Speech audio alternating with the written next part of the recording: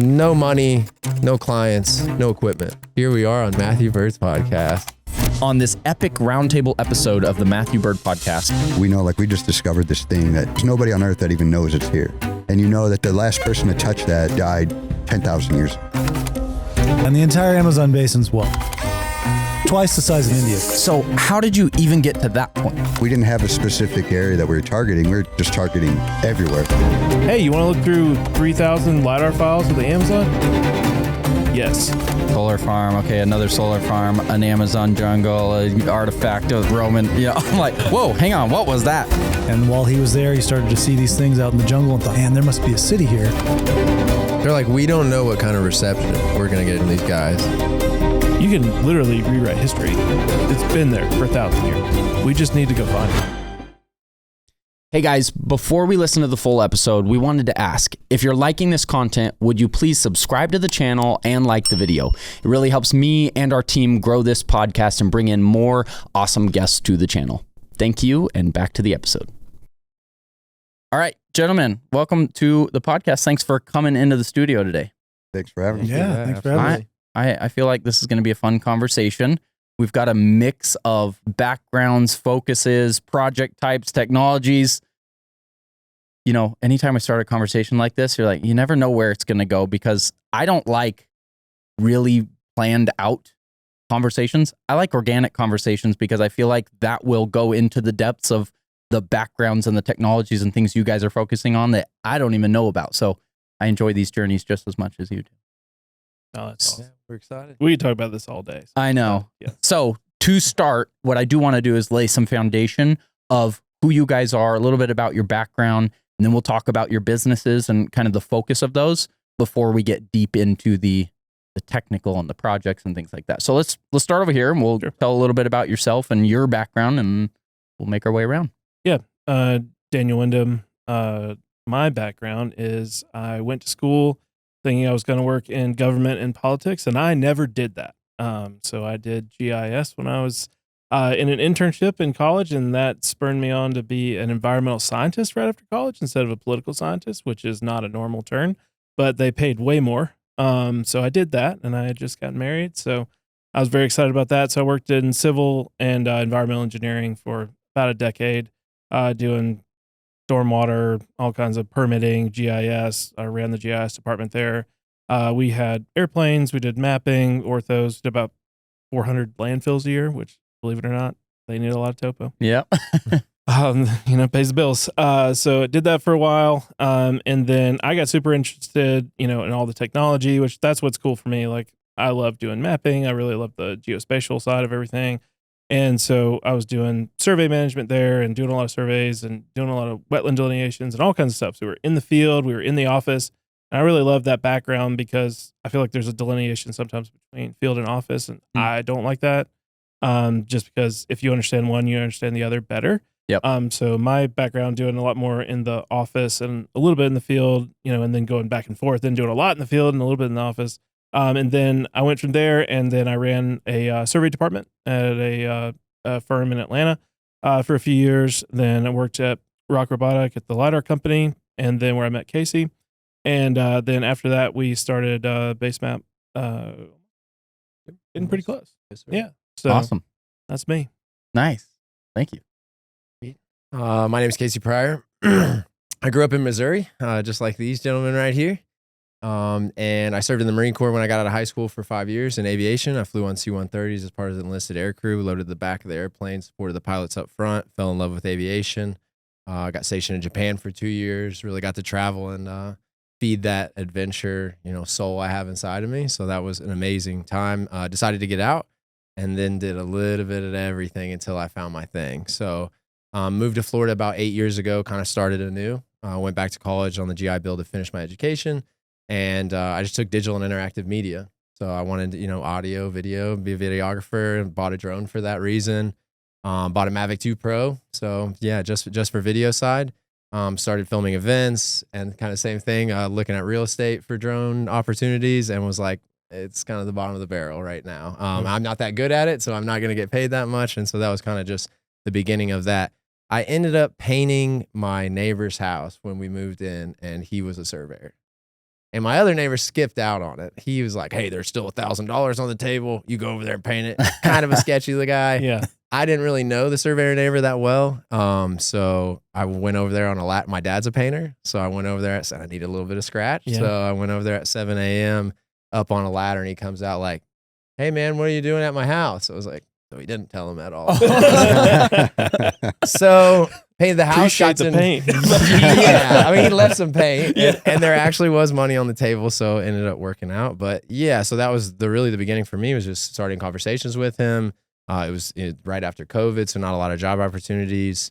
And he offered me a job for $13 an hour to go be a rod man. And I'm from Missouri, so I could walk through. In North Missouri, I can just walk through the woods. And in Florida, you can't do such things. It's like Jurassic Park. So that was machete in hand, cutting line, really getting to know the groundwork flows, GPS, total station stuff. Had some really good teachers on that side.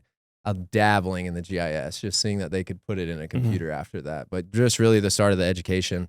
From there, I was getting ready to finish the education. I'd been there for about a year, and I was on the side of a Florida state highway with little to no shoulder on it, and getting buzzed by with these nice, snowbirds and Florida drivers, and thought to myself, there has to be a better way to do this. And the crazy thing was, my wife and I traveled before we got to Florida in an Airstream for like 4 months. She had stayed, we're both from the same hometown in Missouri. So she had stayed home. I went to the Marine Corps. I came back. She's like, let's leave. I'm like, I love Missouri, but I would like to live somewhere else. I was raised here.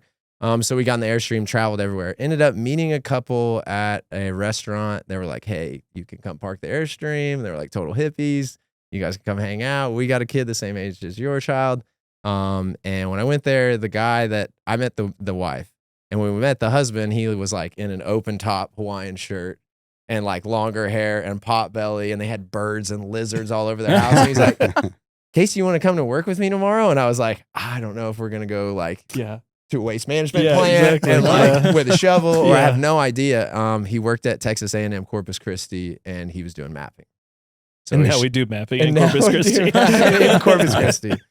Yeah, so he just planted the seed, and it was crazy that I didn't revisit it for like 7-8 years. And I feel like most of my life, especially after I got out of the Marine Corps, was like trying to find the thing. Yeah. So I could just pour myself into it. When I was stable, and the Marine Corps forced me to do that because I signed a contract. Yeah. With, Uncle Sam.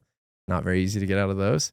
Nor did I want to, but it just stuck me on the path. So when I got out and I did underground boring and roofing and $50 million, I was the sign spinner for Liberty Insurance, Yeah. Not really, but I really wanted that one. Close. Of all the random. Well, all the fires of all the random ones, right? So then I sold the Mavic 2 on eBay, which my wife was like, what are you doing?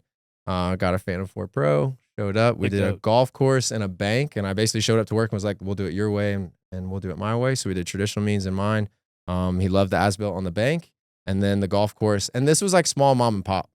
So it was like 2 field crews, 1 drafter, 1 surveyor. So just photogrammetry. We did the golf course, loved it. And then he said, here's the credit card, go figure out LiDAR. Nice. So the whole Missouri thing as well is kind of crazy that I was looking on YouTube and kind of shopping around and didn't really know much, right? So very green, and came across Rock Robotic, like they did Furrow Field at Mizzou, so Mizzou Stadium. And I saw that was awesome. Marketing was great. They had just dropped the price on the sensor, reached out, bought a sensor, and then that's where I met this guy. You got to talk to me. Yeah, Nice. this Daniel Windham guy. I skipped my first onboarding, read everything on the internet that I possibly could consume about this, and then went and did 150 acres for the surveyor. No back end side. So just dumping that with Rock and talking to Daniel about this. Started to have a little bit of issues that I won't really get into. It was just abrasive a little bit there, and some friction, and surveyors being abrasive. No, I don't know. Just a little bit. The pay and there's no roadmap for any of this, and especially even just 5-6 years ago, the pricing still on our Facebook groups and everything is it's insane. It's the most asked question, right? And it's not set, and it's what we're doing in deliverables and all that. So basically, Daniel, I was like, hey, getting ready to get married, and I would love some stability, and made some good money for a month and no money for 3 months. So what a lot of these DSPs, by themselves, I couldn't imagine doing this by myself. Yeah. And it would have never, I mean, possibly, but Lord willing, but it probably wouldn't have worked out for me because I didn't have the GIS background. So met Daniel, offered me a job. Went to Rock Robotic for 9 months and just drank from the fire hose following this guy around. Yeah. Just simple task for him, go do this. And I'm like, I don't know what a DXF file is. Yeah. But I will go find it and I will make it for you. And I will work really hard at all this stuff I don't know. Yeah. And this was pre-ChatGPT. This too. was like right at the beginning. Some of that stuff. You had to like read a book. Yeah, How I to was like, survive. yeah. No. Yeah. And then, we got to the end of that. He jumped off. I put in my 2 weeks that Monday. Looked at my wife, who now we were married and getting ready to have our first kid, and was like, I know that's a perfect time to quit your job. That's the best time. I know that steady money would have been nice, honey, but I think this is what I'm supposed to be doing. She had, spent some time and talked with Daniel and be like, hey, I think we have the blessing from the wife as well. Jumped off, no money, no clients, no equipment. Yeah. And then pushed off into the abyss and the BaseMap. And here we are on Matthew Byrd's podcast. Wow. That's awesome. Well, yeah, a lot of that resonates from your guys' stories. The intro to survey, usually it's a random introduction. Yeah. Most people don't know they want to be a surveyor. Oh, it's, I would say it's either a relative, a summer job. Yeah.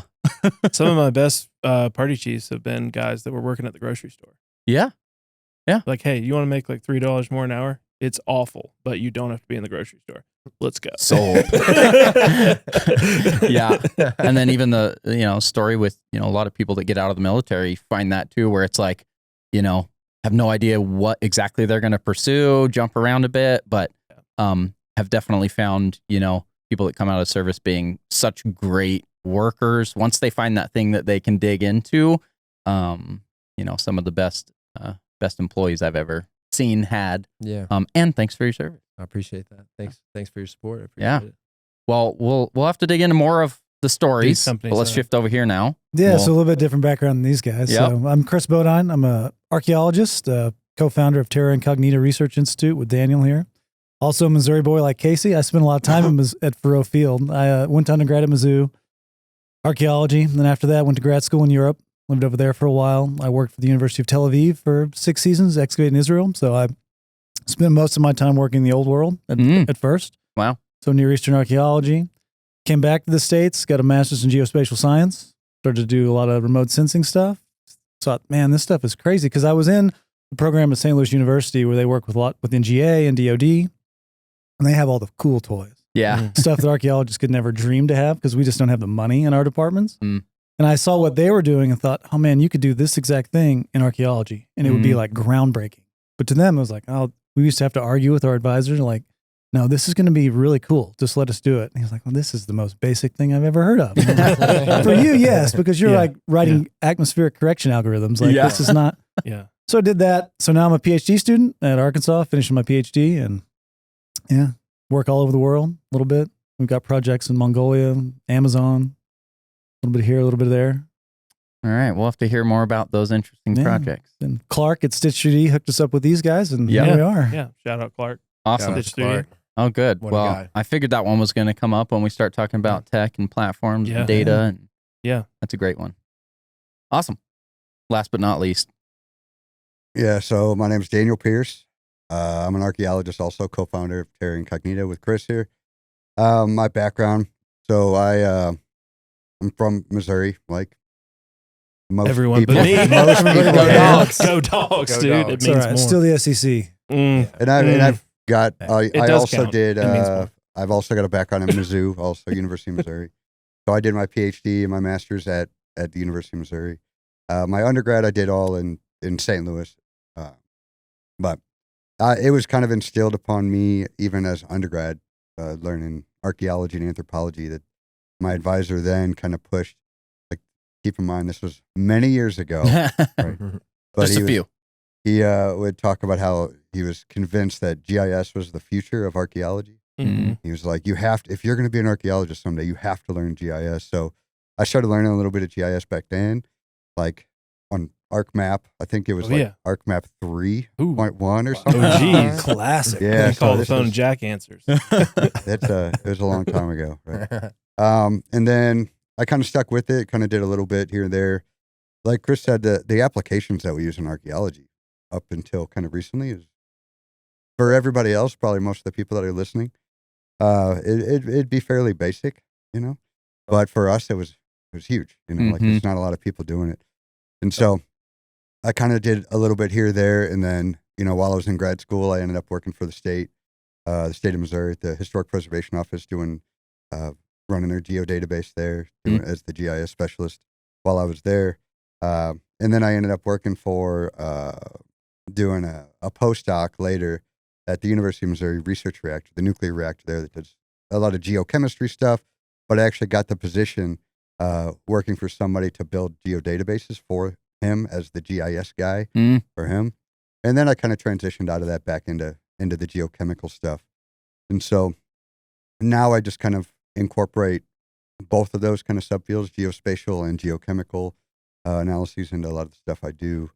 My the majority of my research has been in Mesoamerica, so I've been working a lot in Mexico for 15 years or so, doing a lot of research down there, and I've worked in Guatemala for a while.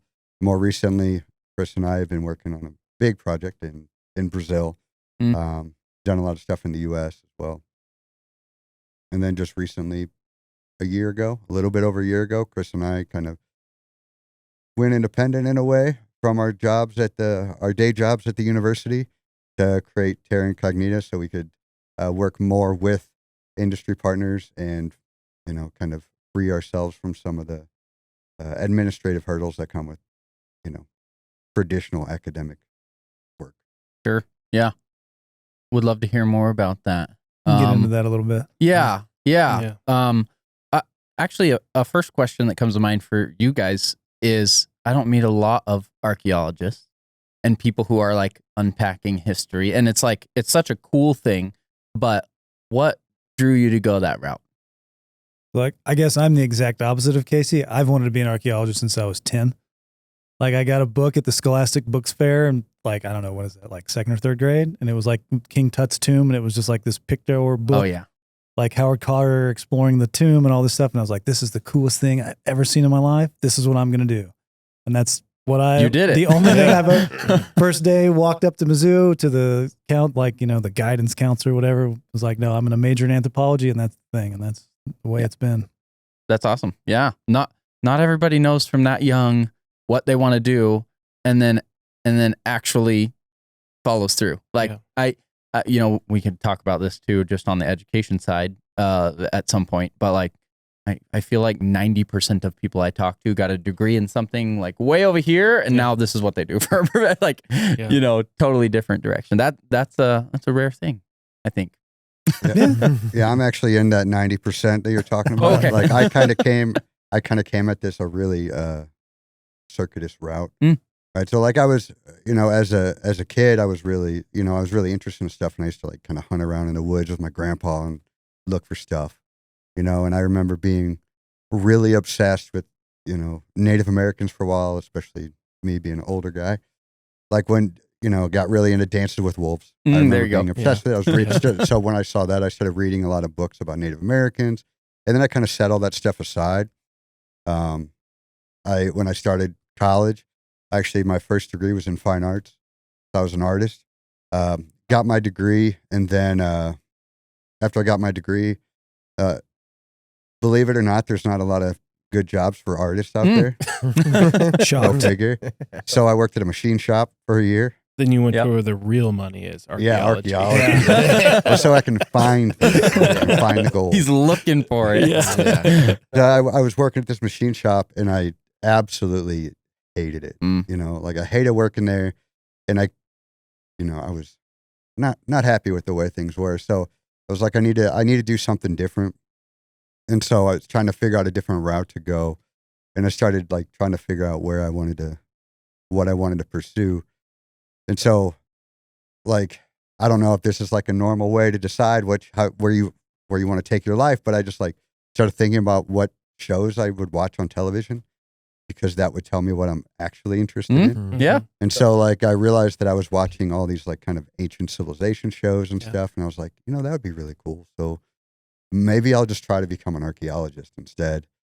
And so I got really serious about it before I even started, and I was like, if I'm going to do this, I got to go all the way. And, you know, I figured it was my last shot, because I already went through college once, so this is a second bite at the apple. So I contacted the University of Missouri St. Louis, and I just cold called a anthropology professor, and I was like, "Hey, I'm thinking about coming there. Could I come up to your office and talk to you?" And I remember going up to her office in the middle of summer and talking to her, and I was like, asking her these questions, like, "Okay, so how do I figure out what I should do for my dissertation?" Yo, you need to slow down a little bit. You haven't even started your undergrad yet. And you're worried about how to write a dissertation. I was like, "No, trust me, I'm going to do this." And then I just kind of, I all of a sudden became a good student, because I definitely was not a good student as a fine arts major. And then just kind of stuck with it and knew that it's a really tough field to get a job in. There's a lot of competition and very few jobs. And so I just kind of like took every opportunity that I could along the way. Like, even if I didn't have the time to take a job, I'd take it anyway and just not sleep. Yeah. Or just do stuff for free, volunteer. Like, I would just do everything to get involved and like learn every method I could.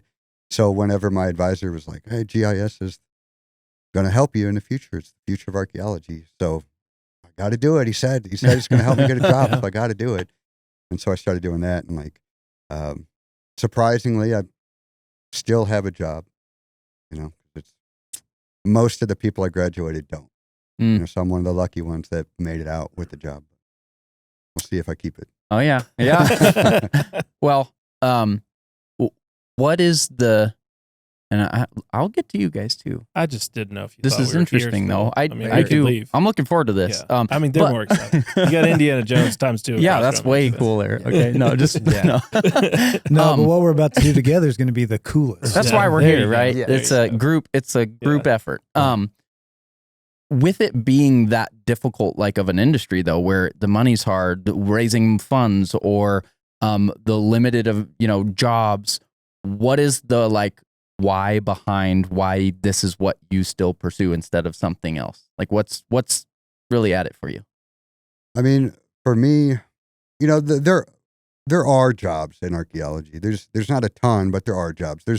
In archaeology, there's basically two different routes you can go. One route would be going into cultural resource management. So you're working private sector and you're doing surveys and stuff like that. That's where the jobs are. That's where the jobs are. The pay's better. There's more job security. Or you can go like the research side. You can go research side. You're in academia and you're working for universities. I think that's a lot more fun. Yeah. Right? Because that's when I get to go explore. Like Chris and I get to go to the jungle. You don't get to do that as much in CRM. And so it's kind of a trade-off. You get to do cooler stuff, but you're not going to make near the money. Yeah. You don't have as much job security. And I guess for me, it kind of goes back to like, I remind myself of how things were whenever I was working at that machine shop. And at the time, like I was at a machine shop and I hated it and I was not getting paid very much. And so I was like, well, if I'm not going to get paid very much, I might as well not get paid very much doing something that's Doing really something cool. else. you know? Yeah. So at least I can enjoy Yeah. my job and not get paid very much. And Yeah. so as long as I am still in the game, I guess is the way I Yep. think about it, then it's good enough. Yeah. For me, because I'm doing something that most people never get to experience. Yep. It sounds really cliche, but like when I'm in the field, we're doing archaeology. Like whenever we walk upon a site that we know, like we just discovered this thing that nobody knows. There's nobody on earth that even knows it's here. Or like we find it, we find these artifacts. And you're holding it in your hand, and you know that the last person to touch that thing died 10,000 years ago. But it's kind of it's a weird, kind of cool feeling that like you're the one guy that knows about this on Earth. Yeah. And so like that's enough to kind of keep me in it, even though like even when I'm broke and can't eat, at least I get to do that. Well, they do say, if you can find something you would do, even if you didn't get paid to do it, that's the true passion. It's hard because you still got to have a job. But I think that's the why. Like you get like anybody who's an archaeologist does it because that's what they love. They're not doing it for the money because you're not going to make money. So you don't find people in archaeology that are like just doing it because this was like the thing in college that they ended up in. You usually do it because you want to. Like I remember back in the first days of undergrad, they'll tell you, you're not going to make any money and you're probably going to have to get a PhD to get a job. So you better be in it for the long term. And this better be what you want to do, because otherwise you're going to hate it. Mm-hmm. Is the like treasure hunting type feel, kind of like he was explaining it for you? Is that kind of the thrill of the job? What about the aspect of the actual like historic preservation or the like what about your Yeah, I mean that's definitely the thrill. So like when I excavated in the Near East, like there so we had sites that were paleo all the way through modern. So you'd have like Paleolithic, Bronze Age, Iron Age all the way. And when you would open a square and you start going down, you didn't know you didn't have any idea what you're going to find. And you literally could find anything. So every day it was super exciting. You never knew what was going to come out of the ground. Like I've pulled like cuneiform tablets or Egyptian scarabs. Like one season I excavated a Roman cemetery. Like, so it was like an entire, we found a Roman cemetery where the 7th or the 10th Legion, who like, that's where they were stationed. So I found a bunch of those guys. Like everybody's always like, what's the coolest thing you've ever found? And for me, it's probably one of the graves. The guy still had the coin in his mouth to pay the cross the river Styx. The river. Yeah. Wow. So that was pretty, that is wild. Amazing. Yeah. Yeah, I'm going to quit my job. Wow. I almost said it a minute ago. The newness hasn't, the relationship is formed in the last couple months, but I mean, I was just in Missouri all last week with my mouth open, listening to it talk most of the time. It is extremely fascinating. Yeah. So you found a rebar in Florida. So. I was going to say, what kind of cool things are you guys discovering? Early 1900 coquina rock in Florida has a sectional breakdown property corner. Yeah. That's about the coolest thing. Okay, so back to So anyway, the interesting part. No, I'm just kidding. You guys just wait outside and we'll finish with Matt. Yeah, and get us some coffee. I'd be fine with that. Okay, so we've talked a little bit more depth of kind of the projects and types of things, and I know we're going to unpack more of those. Now to shift to you guys a little bit. Obviously, it's not quite as historic and treasure hunting, but tell us from a business perspective, what are some of the types of projects and things that you guys are focused on, and or have been focused on your few years in?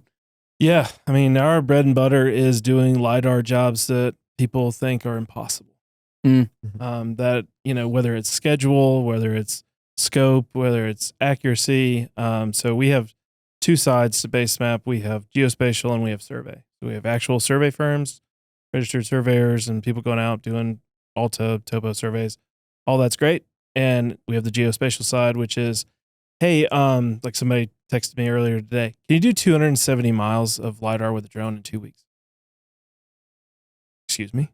Yeah, we can do that. Of course. Here's the price. Yeah. We'll see if they respond. But for us, we're heavily involved in renewables just because that's where a lot of money has been doing, especially towards data centers. So you would think a company that's based in Forsyth, Georgia, would do a little bit more work in Georgia. We probably do more work in Hawaii than we do in Georgia. But we're a lot of people in Texas. We've been really focused on trying to do jobs that other people can't do because, like they talked about, like there's jobs out there, right? But a lot of people are going for them. So when we see in the drone space, like Casey found out, hey, there's a lot of room at the bottom if you've got an entry-level DJI drone from Costco. Yep. We're not doing any of that. We're not doing $100 jobs. Nothing wrong with that. Nothing wrong with that at all. But, we're trying to do things at scale at a survey level accuracy that you would normally only find in smaller ones. And for us, it's, it doesn't really matter the collection method. So it could be throwing a plane up on there and doing, 27,000 acres with a Regal unit in a phase 1, or we could be going and either testing a new LiDAR or trying out, throwing out our XT32 and going and doing, I did 7 jobs last week in New Jersey in 3 days. And they were like, oh, well, can you do it any faster? I'm like, I'm pretty sure nobody else is doing it any faster. And, all of those things fuel what we try to do is give like a one-stop geospatial solution, whether they need it as an actual survey or not. They're going to get it at survey grade accuracy. So that's just an internal thing to us, unless they specifically say, like, hey, it's fine. You don't have to do it. But it still bothers me a little bit. Yeah. We just got the XYZ half a foot, but That bit today was like, can you get it within half a foot? And I was like, yeah, pretty feels sure. wrong, but we'll do it. I was going to shoot for a 1/10, but okay. Yeah. But those are the things that we try to do, especially, you know, that's our day-to-day business is doing a lot of, like, we've got a crew right now in Michigan. We've got jobs going on across New York State, New Jersey, Texas, Arizona, California, Florida, Georgia. I don't know. States. Yeah. But, you know, we've been able to build it to where we have a small team. You know, like I said earlier, you know, this was literally me in my backyard just praying, being like, Lord, what am I supposed to do? And it's like, this is what you're supposed to do. And I'm like, that's not what I was looking for. Actually, I wanted a W-2 job, sitting in an office running survey crews again, because that sounded really good to me. And there's insurance. You know, I have 3 kids, and I'm like, what am I going to do? But it felt like it's what we're going to do. And like Casey said, you know, we started out with no jobs, and we literally won 4 solar farms off of Facebook posts the first week that we're there, and have not stopped working. The people that sent that job today was from that. And they started, I think they had 4 employees then, now they have like 100. Yeah. And so we've been their LiDAR provider. So we do a lot of LiDAR subcontracting. So if you need LiDAR, you know who to call. But we do that in a way that can fit into other people's workflows, which I think is really cool. Casey and I joke about it a lot, but it's like, we'll show up to job sites and they're like, here, put this t-shirt on. Like, don't say BaseMap or whatever. Okay, you're writing the check. Whatever you need us to do. Yeah.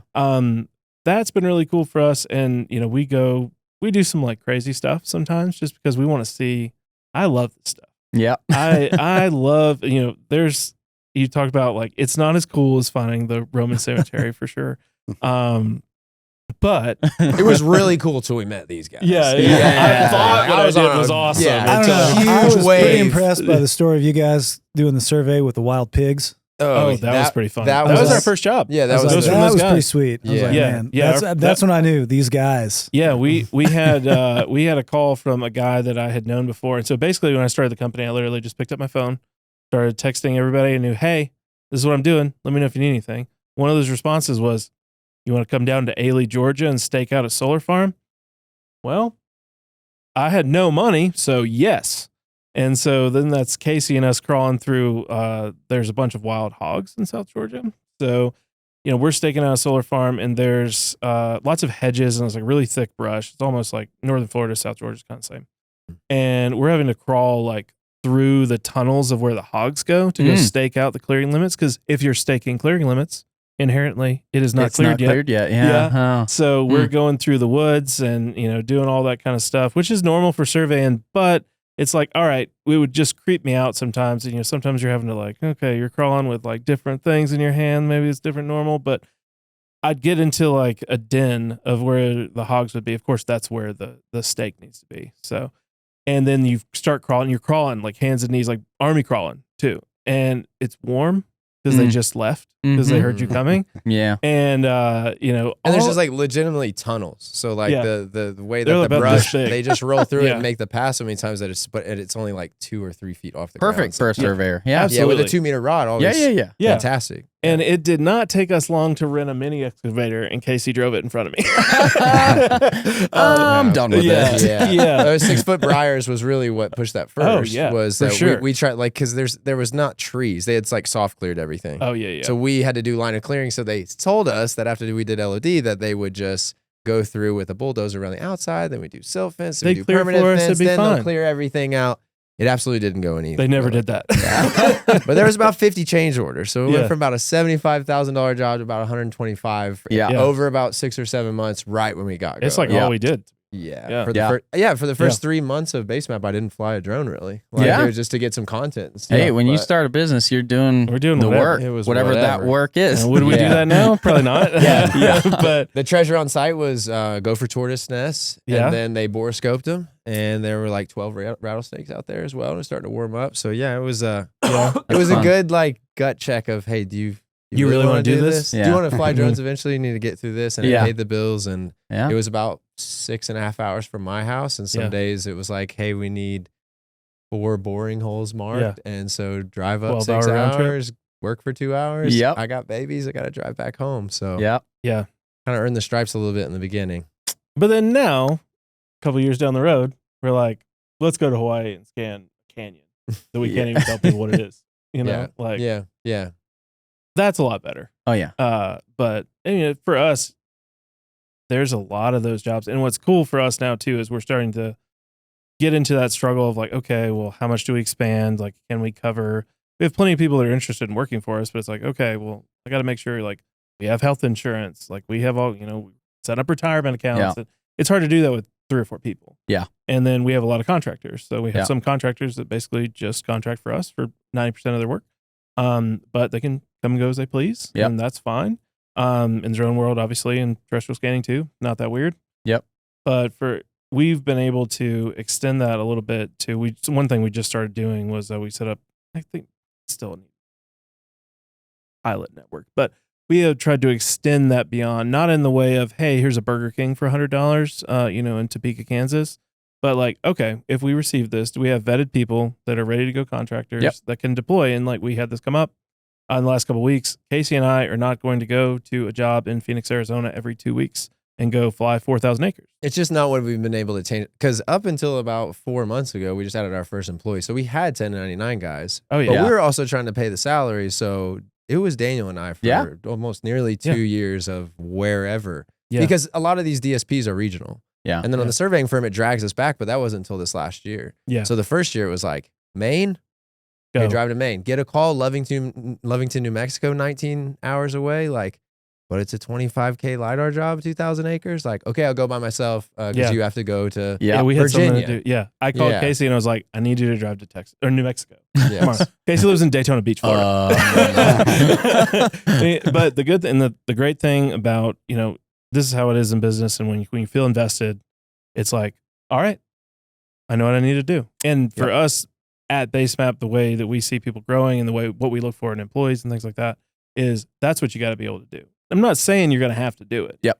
But if I give you some crazy problem that's like comes up every day, like we got a quote last week, hey, can you go to this remote island in the middle of the Caribbean and do a 100-acre topo survey in 2 weeks? Yeah, we'll figure it out how. Yep. If you can't do that, the drone part doesn't matter. Yeah. We'll figure the drone part out. Oh, yeah. It ain't that hard. Yeah. The survey part, that's hard. Yeah. But that's been fun for us. So, I'm always continually interested. And I would say, for our business, we've been able to react to the market. I'm not some high level CEO, but I will say like when the tariffs came through, we probably saw a 50% reduction in the amount of business we were getting. And we had to, I can't take half the money. Yeah. So we were able to really supplement that and go around it by just being an extension of other people. So doing a little bit more subcontracting. Yeah. Which has been great. Yeah. Because, we got 3 or 4 people, right? They're not going to award us a new military base. Yeah. But I bet you we can be a sub of a sub of a sub who does 90% of the work for 20% of the money. Yeah. Yeah. Totally open to that. Yeah. I'm very open to it. There's a lot we could talk about on the business side. There's We would a lot love to dig unpack into there. or help us coin another phrase That for would be these networks. Yeah. Oh, yeah. Yeah. It's more of our peers, you know what I mean? I'm just going to Oh, throw yeah. in Mr. Around, Rogers so and I be would- like, these are my neighbors. I would love to get your perspective on that maybe a little bit later. Yeah. Yeah. I think that would be a fun conversation. Now we want to go scan jungle. Jungles. Jungles. Okay, well I think that feels like a good intro point too. We talked a little bit about each side. How the heck did you guys meet and why are you collaborating? What's the synergies here? That's a Clark. It's a That's Stitch 3D Clark thing. Yon Yeah, is so the we were at Geo Week and catalyst. Clark texted us and says, hey, you want to go to breakfast with these guys from Missouri? Because he knew we were from Missouri. And we're like, yeah, sure. We're not doing Sold. anything. Let's go. We don't even care. And what's Missouri. funny is I was supposed to do a speech with Clark with somebody from the Air Force, and then the government shut down. They had to bail. So that's the slot. So like I didn't even know. I was like, hey, what time's their speech? They're like, actually, these 2 archaeologists are coming. Actually, And they're I was like, way cooler. That No, is wait. cooler. I literally said that. I was like, Clark, I don't blame you there for that, buddy. Like, it's that or me and Casey talking about scanning an Air Force Base runway, which is awesome. But Yeah. I mean, compared to what they were doing, I mean, yeah, it's different ball games, right? yeah. Yeah, So, so yeah. And so for us, we look at this as, first of all, a service we can do. We want to make sure to give back. And then it's just, Yeah. I mean, there's only so many times I can go scan a future solar site. This just Yeah. pine trees in Oh. Valdosta, Georgia. Yeah. There's only so many of those I can do. And then, when I talk to these guys and we go, hey, you want to look through 3,000 LiDAR files of the Amazon? Yes. Yeah. Let's do that right now. Well, just like I had said earlier about how, and Chris had said too, that in our world, in the archaeology world, like we're doing geospatial things that are kind of basic compared to what you guys do every day. But it's kind of the opposite thing with us. So like we talk to you guys and it's just some things are just like another day at the office for us. But for, the people on the industry side, they're like, this is the coolest thing ever. And so that's why we think that, these type of partnerships that we can create, especially with these guys at BaseMap, why it works so good for both of us, because they can provide like expertise and equipment and everything with us that we could never do on our own, but we have like use cases that are just not available, like in industry, that are really great, like kind of ways to see how the equipment can work and how the methods can work in like some pretty bizarre environments. And it also like provides like some really, good times, right? It's better. And we all need that. It's also like, like it's a good way to like advertise too. Oh, yeah. Because it's something that gets a lot of attention. Like you said, solar farm. Okay, another solar farm, an Amazon jungle, artifact of Roman. Whoa, hang on, what was that? It's same workflows. But we're actually doing a lot, considerably less, because like Chris has a specialty in both of them mounts. Like if we're within a foot, we're going to go find that thing, right? So like it's drastically reduced some of the workflows for that kind of thing. But it's the same thing for me to go to a solar field the last week when I was there looking for Civil War encampments. And cemeteries that aren't registered that people were born in 1775. So we ran into this when I was doing the geospatial stuff. So a lot of the guys I worked with in the program, they were doing like precision agriculture. And then we were always trying to tell them like, they're like, well, it's just a soybean field. No, that's exactly the same thing. Like what you're doing to the soybean field, we want to do to a regular field, and we can find things doing the exact same thing. So that was interesting for me. And then like when we ran into these guys, the thing that I've been most impressed with is that as a geospatial scientist, I've been around a lot of guys who've worked for, like 3-letter agencies, 4-letter agencies. And when Casey and Daniel talk about things, like I would put them in any room I've ever been in. Like I am constantly impressed like with their knowledge, and they give us access to a knowledge and like workflows that we don't usually get, because like most researchers, even if you're like a top researcher at a big university, you're going to go out and collect a couple weeks a year, maybe a month, and that's it. These guys are out there collecting every single day in every type of environment. So they just know it better. And like, that's a problem I think sometimes in academia is like, we're maybe afraid to like say, maybe I don't know as good as somebody else. But if my job is to collect the best data possible, why would I not have the people who can give me the best data? Like if they're going to give me the best results, then go ahead, Casey, you collect instead of me, because you know what you're doing. And that's come from a lot of us calling each other, being like, hey, what happens when this happens? Wait a second. What does this error message mean? But if you've got that pressure on the private side, which is a little bit different than the guys you were running into, where it's like, hey, this is due next Thursday or I don't get paid. You're going to find a way. And so that's been great for us too on our side of it. The way to learn that for me, just like in my first job, they basically sat me down. Like I was fresh out of college.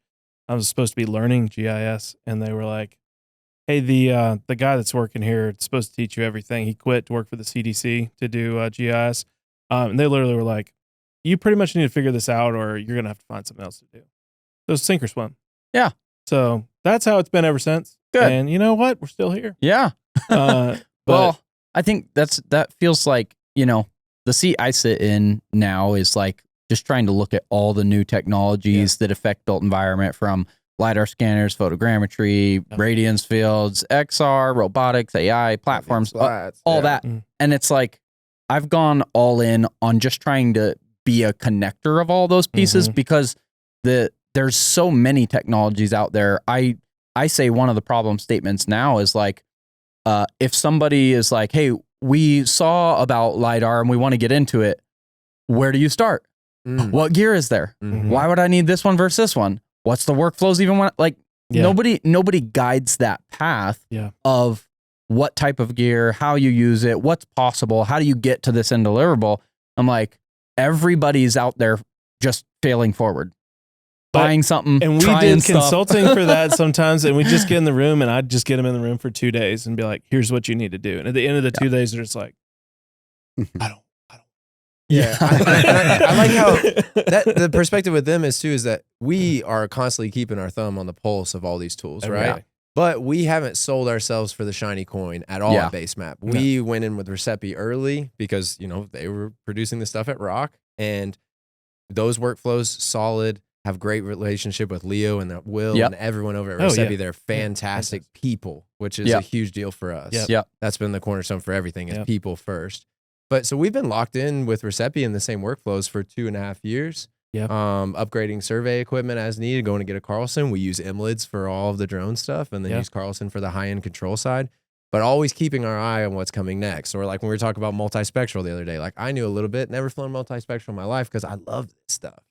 And just seeing what's possible with some of this. And then there's no roadmap. So the use cases are always changing. The use cases that we've spoke about in the last couple of weeks, I've never spoke to anyone about or even thought of in some of this. Like Chris said something the other day and I was like, that makes total sense. And I would just never think about using that in the Amazon because I haven't thought about going to the Amazon. Why not? That many times. Man, I mean, it just didn't seem tangible or real. And these guys are like, oh, why not? Is he didn't have time to think about it because he's driving across America. And I got babies. Well, I think of all the geospatial stuff too as like a learning a language versus a skill.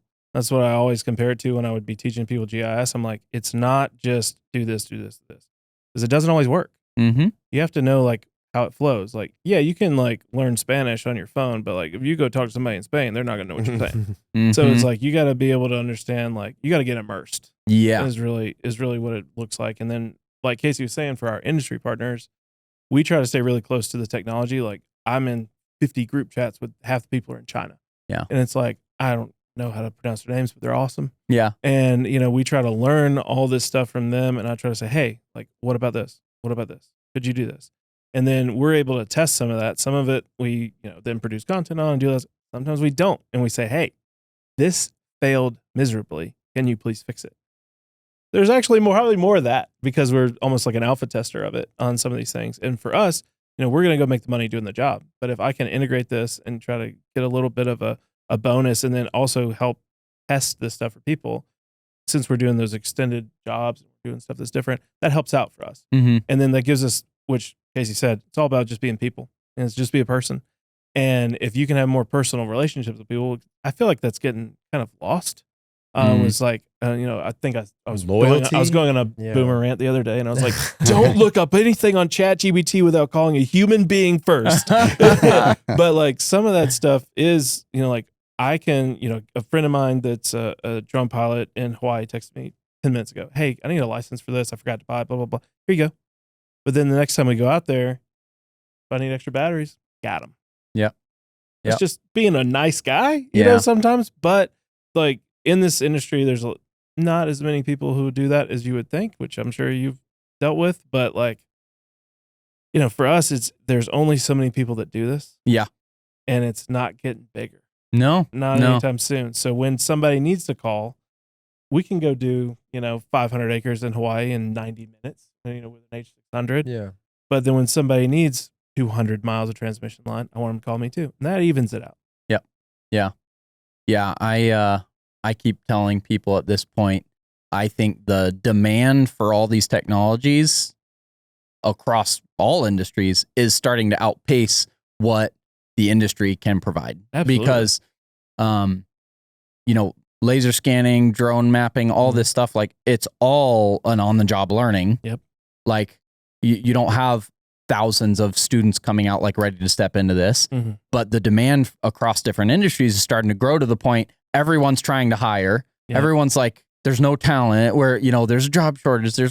I'm like, I see the collaboration angle as one of the key ways to actually accomplish the growth, and I think it's also necessary because back to the point of the complication across so many technologies, like you also have a lot of people out there doing bad work, actually, unfortunately. And I also say, I don't blame most of the people that are doing the bad work. They don't even know. It's because of a lack of education. They're, they were sold this one piece of gear and they're like, and even the clients, the people that ask for the services, they don't understand it enough to know how to ask for it. So, a drone mapping project or a laser scanning project, like They're all the same, right? Yeah. Yeah. Anyone who does scanning can come scan it. Anyone who does drones can come fly it. Every 100 acres looks the same. Yeah. Oh, yeah. And that's where it's like we need more education to get to the point that there's commonalities.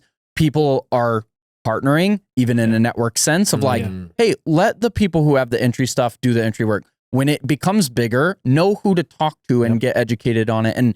And we have to do that collaboration and education in order for the industry to continue progressing. Yeah. So Yeah, on the client side, like how many times last week did we have to explain to people we weren't taking pictures? Yes. Oh yeah. Yeah. We Like were no, I'm going to just do, shooting like, a 3D laser at you.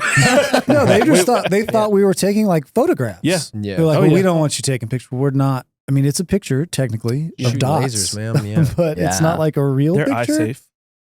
Like like clients and most of the general public don't even really understand what you're talking about. So Yeah. it's hard to communicate what you want to do. But Yeah. it's awesome now in collaboration with these guys. They're like, oh, LiDAR, like the Amazon. Like, yeah, that's what we're Yeah, doing. yeah. That's, what That's we're my doing. typical, Yeah, we know like- some guys that did that. Yeah, we might do it with them, you know? So, My de-escalation speech for when a crazy guy shows up and like, I mean, I've done this so many times. I'm like, hey, you ever watched on TV when you're like doing stuff in the Amazon? They found like a hidden city.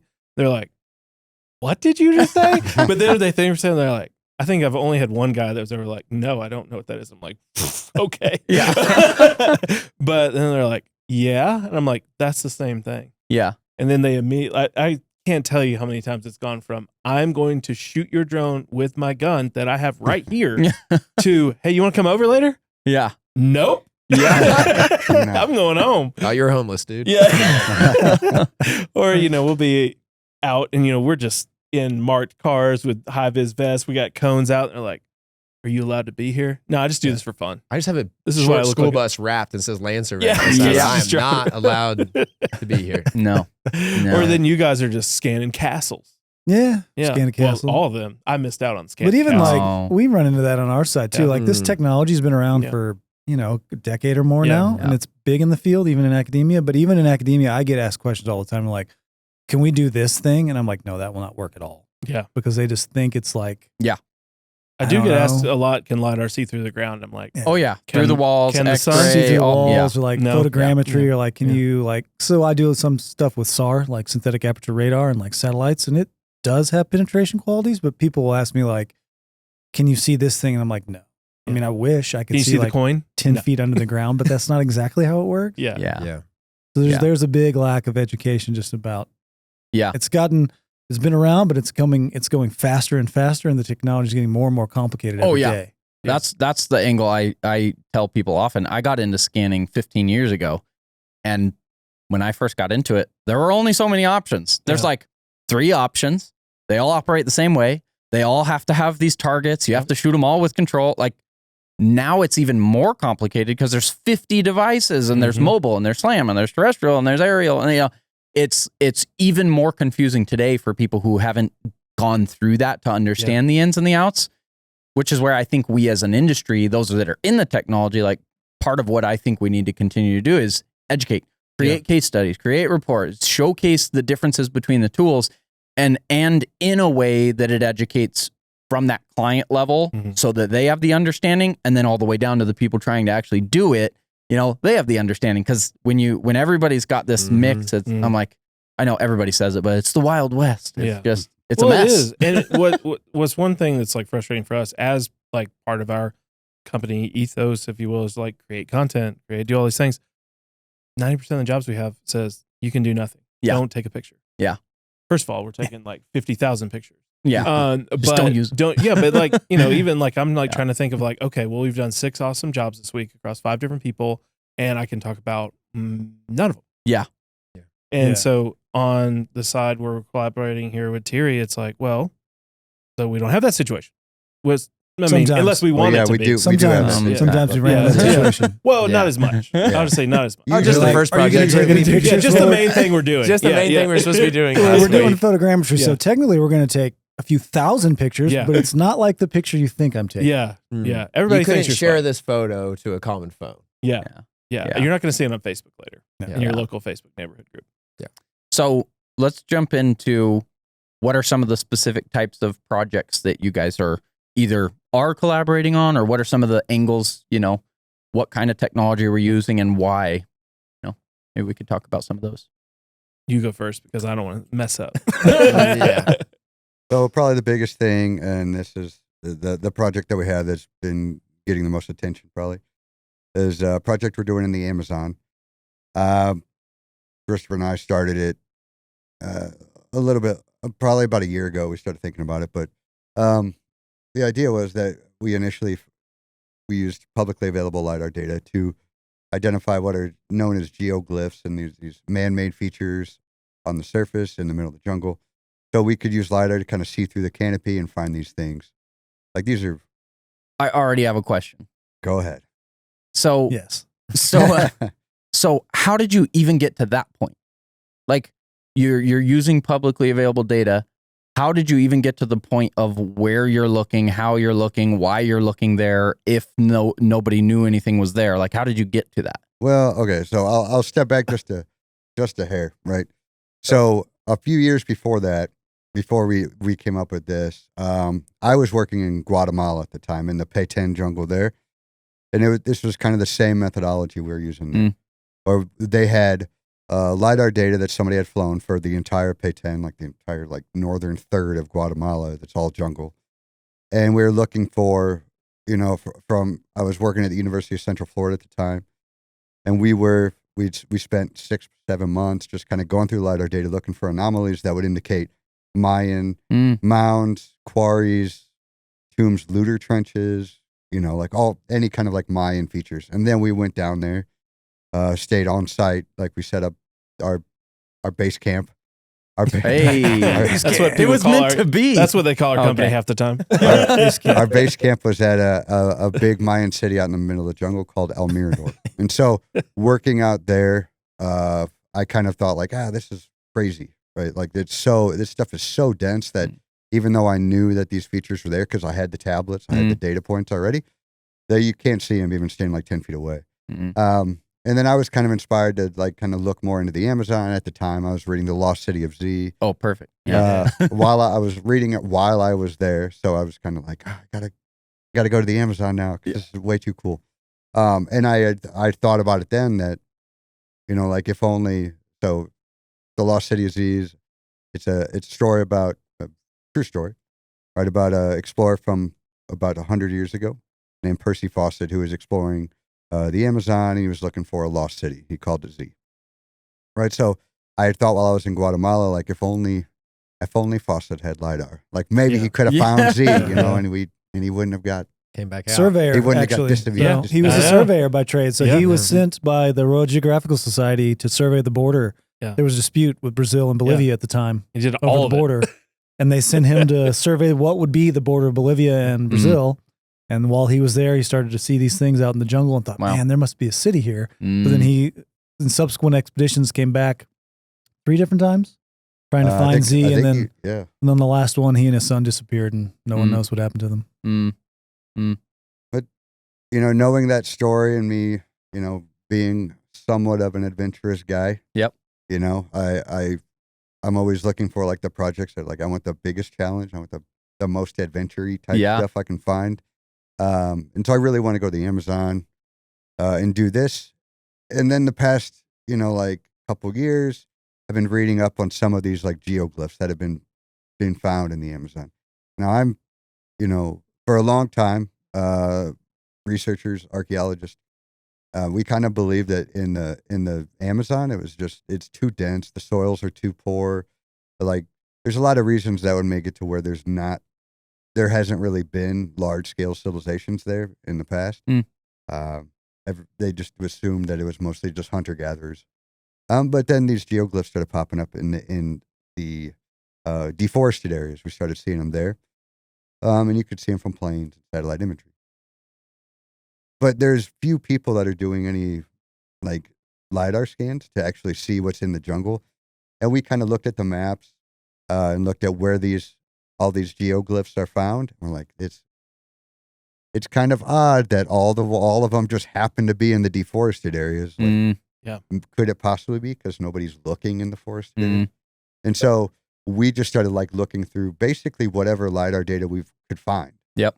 And so we didn't have a specific area that we were targeting. We were just targeting everywhere. Yeah. You know, Yeah, we looked everywhere, all over, anywhere I could find publicly available data. That's where we looked. Yep.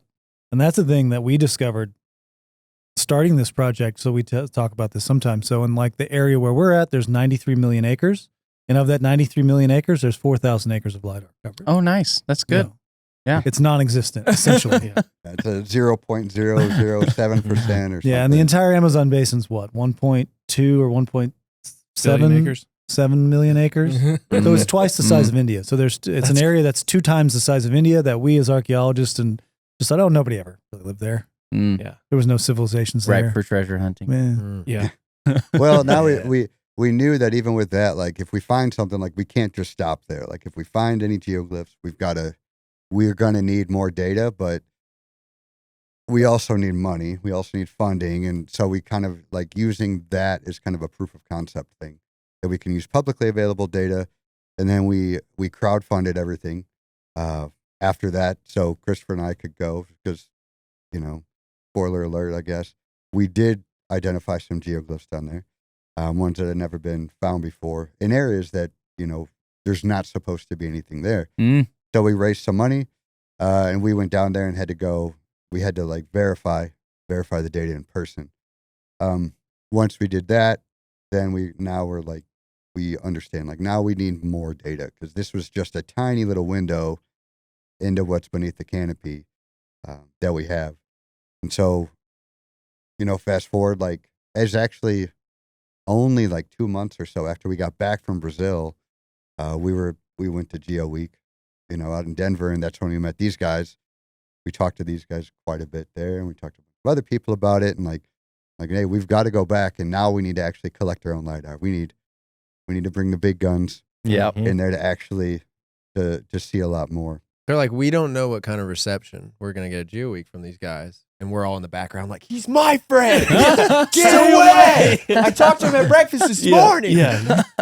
You don't talk to him. I was like, Daniel, I hope I'm not overselling it over here, but Casey's I told him like, I would do everything for free and he did my job today. And he's like, Amazon. Yeah, Casey's like, I know I'm supposed to do work, but I might be gone for like 3 months. I was like, are you okay with that? Yeah, better start selling now. So like where we're at is it's 1,000 or so miles away from where they've been found before. And that's one of the big things that is a challenge even in archaeology. So archaeology has this like mystical view that everybody's Indiana Jones. We're all fighting, you know, Nazis or whatever.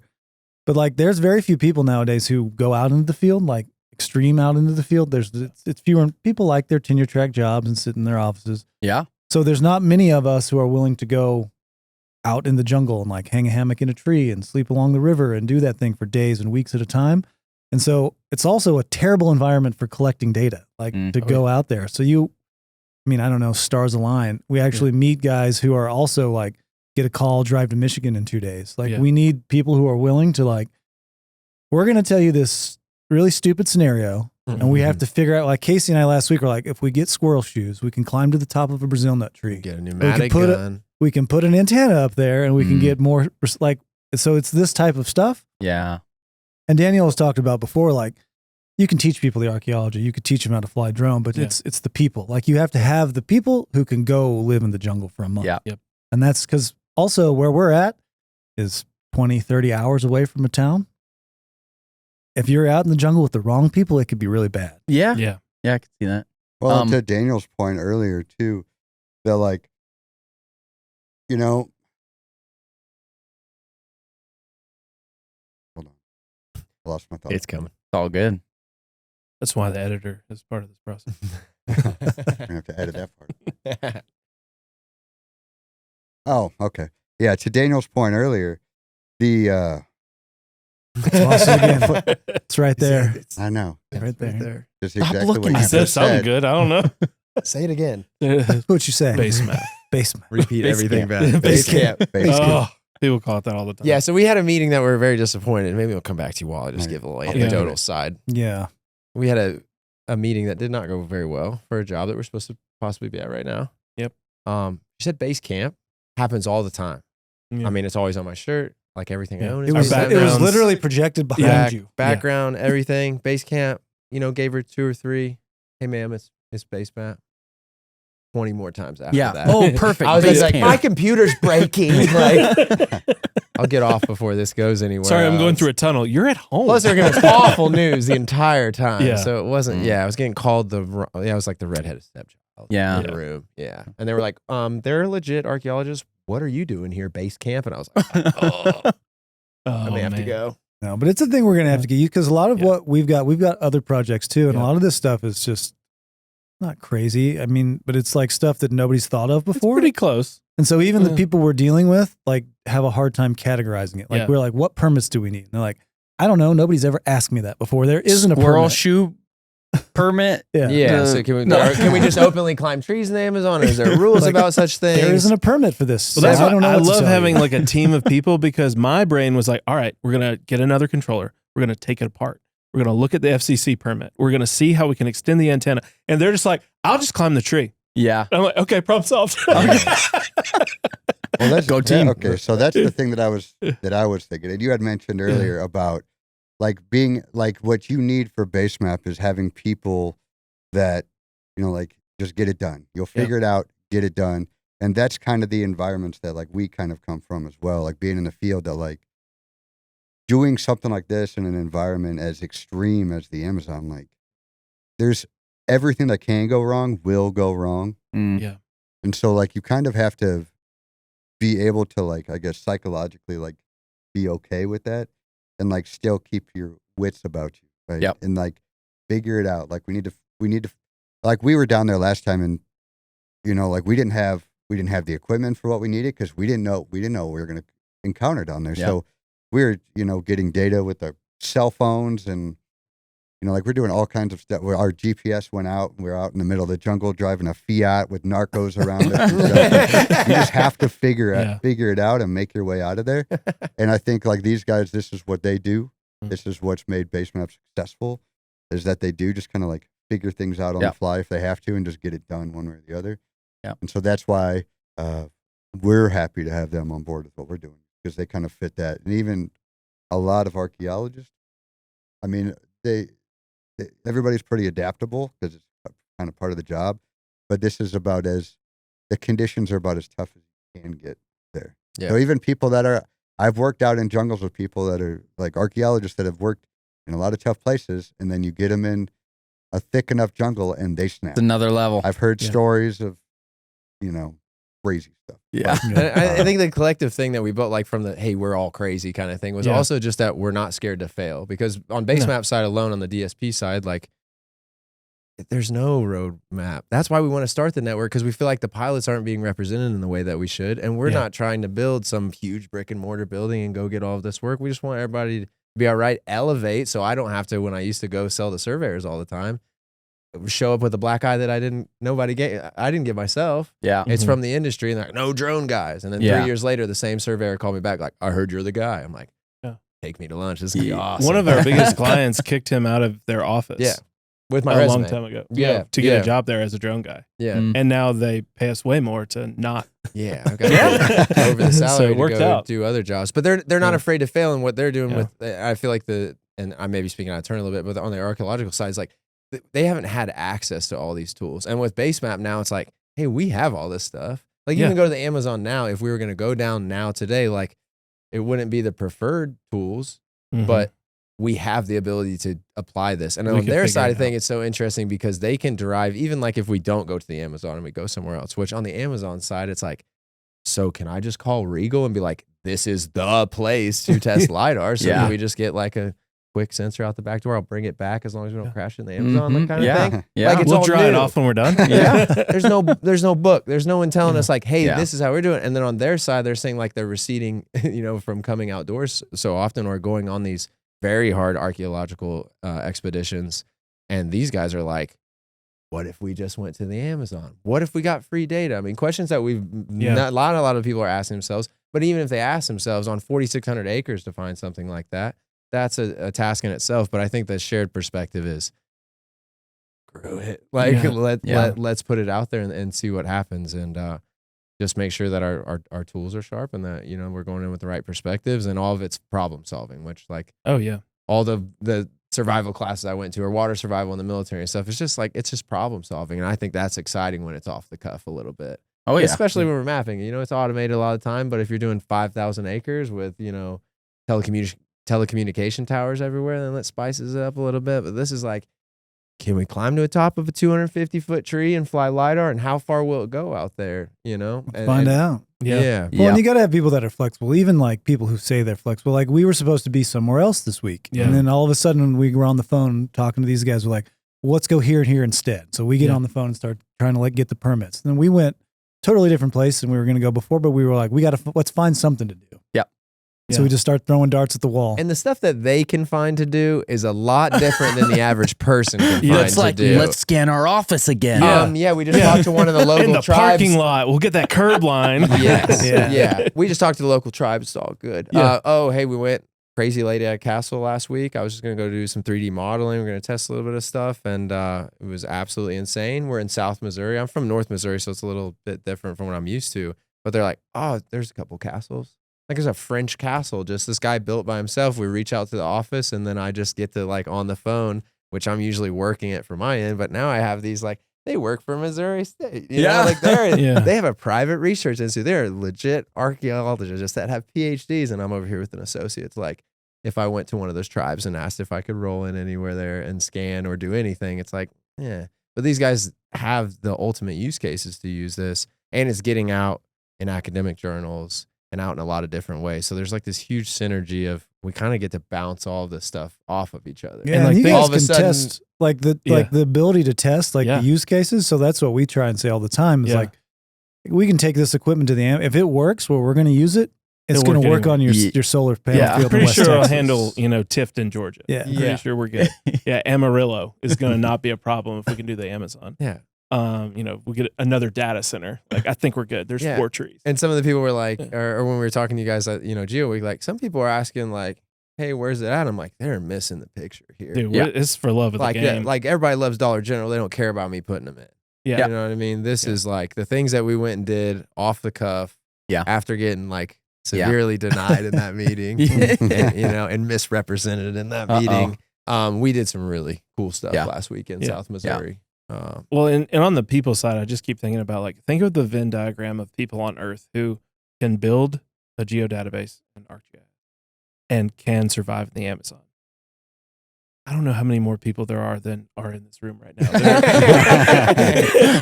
I don't know how many there are. There's not a lot. It's slim. And so, you take that thinking elsewhere, whether it's, you guys, the Mongolia projects and stuff like that, or Europe, we talk about things all the time, or going through the Caribbean, all you got to do is get there.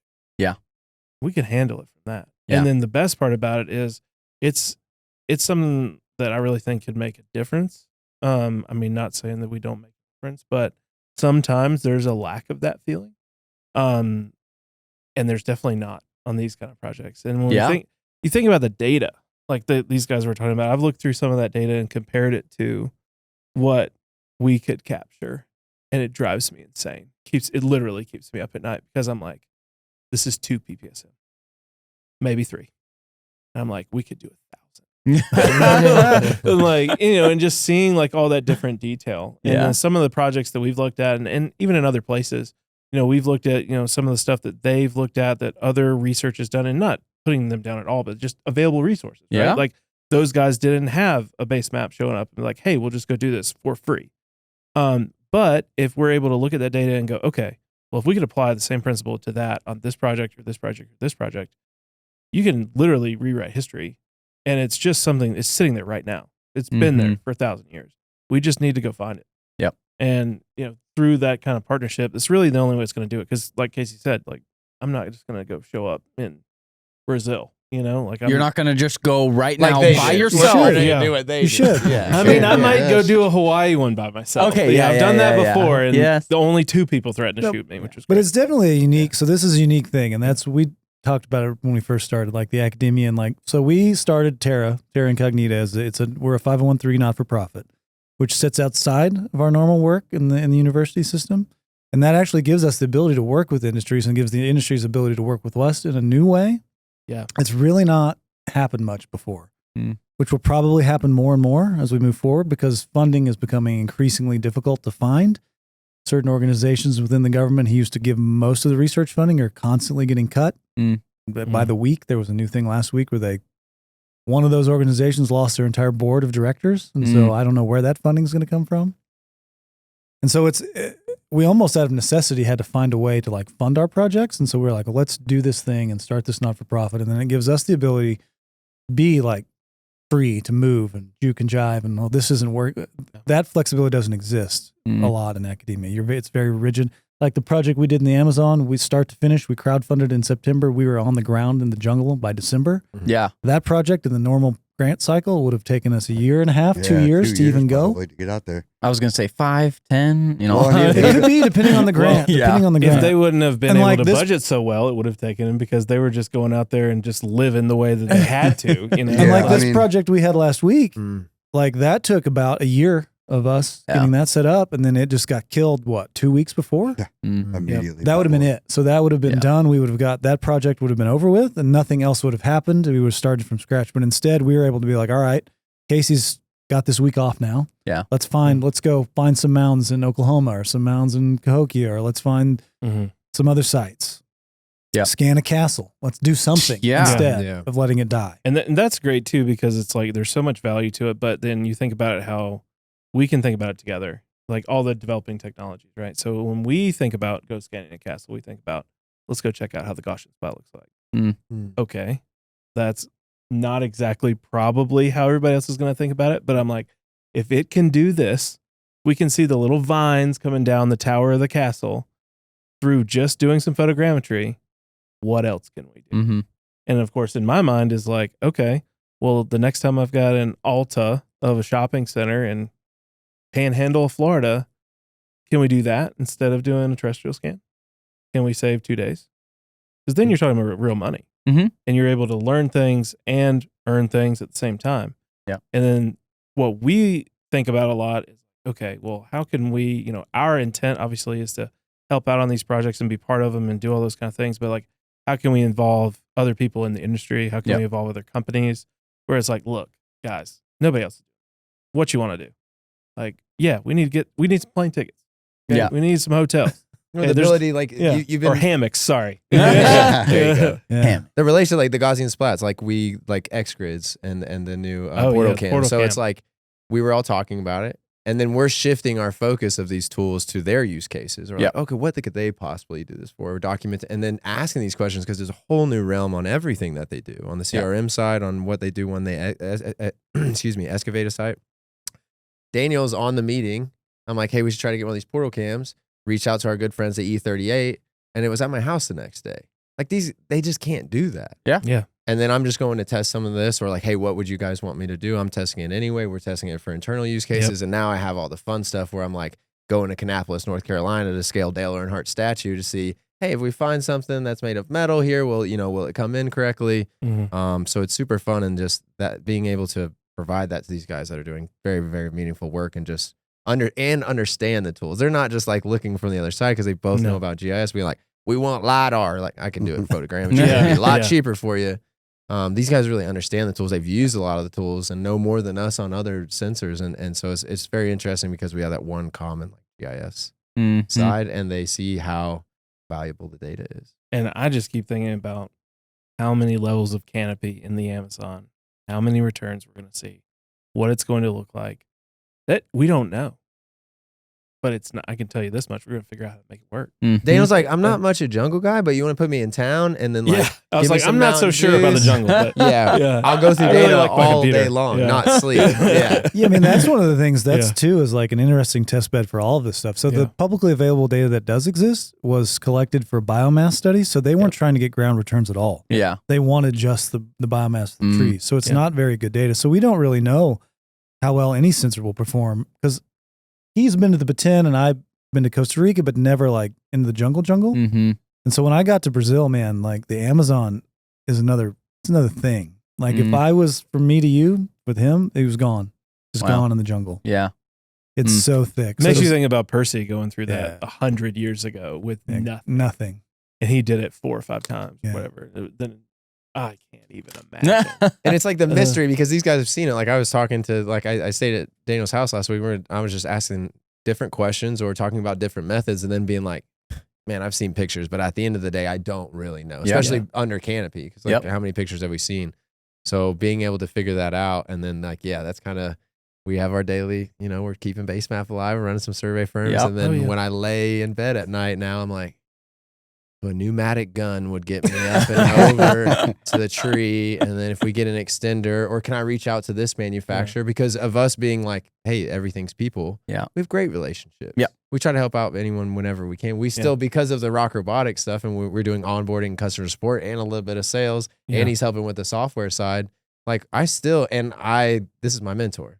I'm years ahead of where I would be if you just left Casey alone, put the baby in the corner. Yeah. So anytime that we get calls for this stuff, like I talk to new pilots.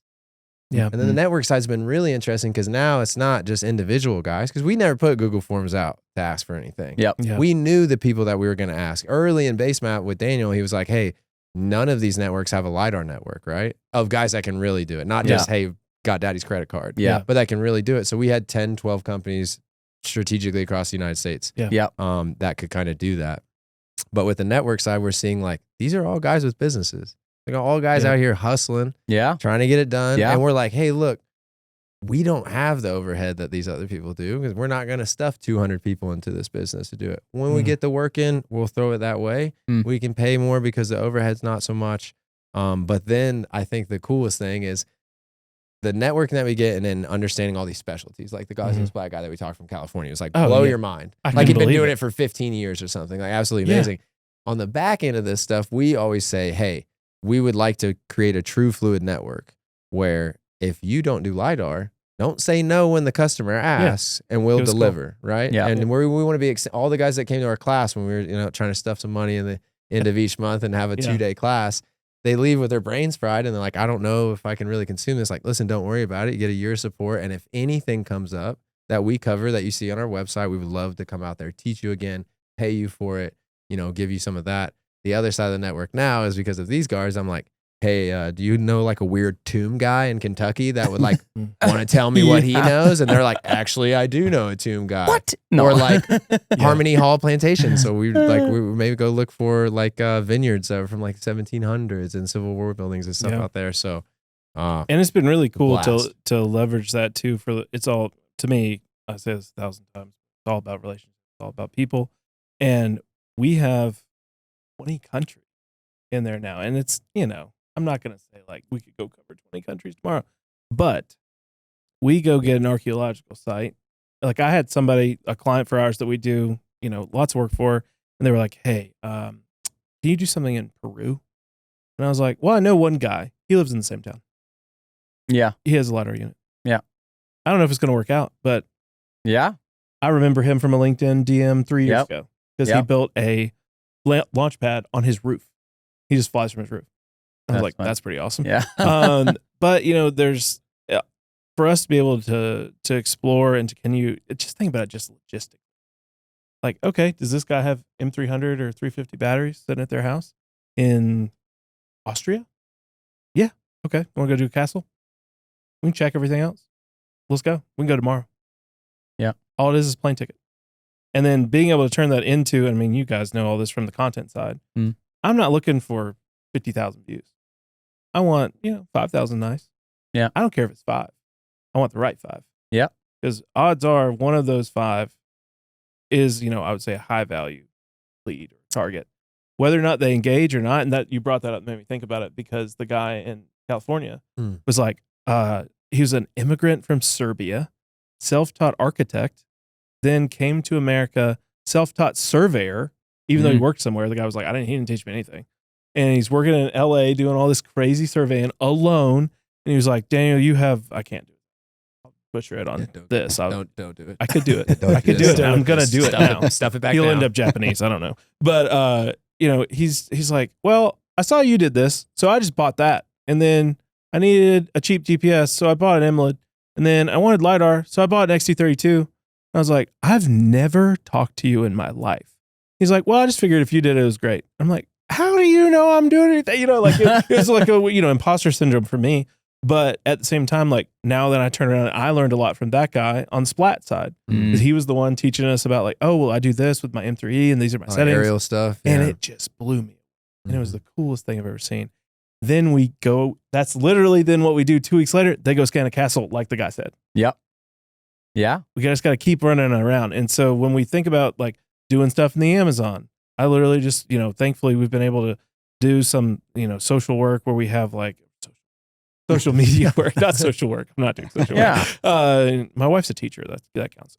But we, we have a Facebook group and it has 50,000 people in it. Yeah. Right. Okay. Do we do a whole lot with that? I just want to connect people and it's great. And the last one I had 40,000 people and they blocked me from it, even though, but whatever.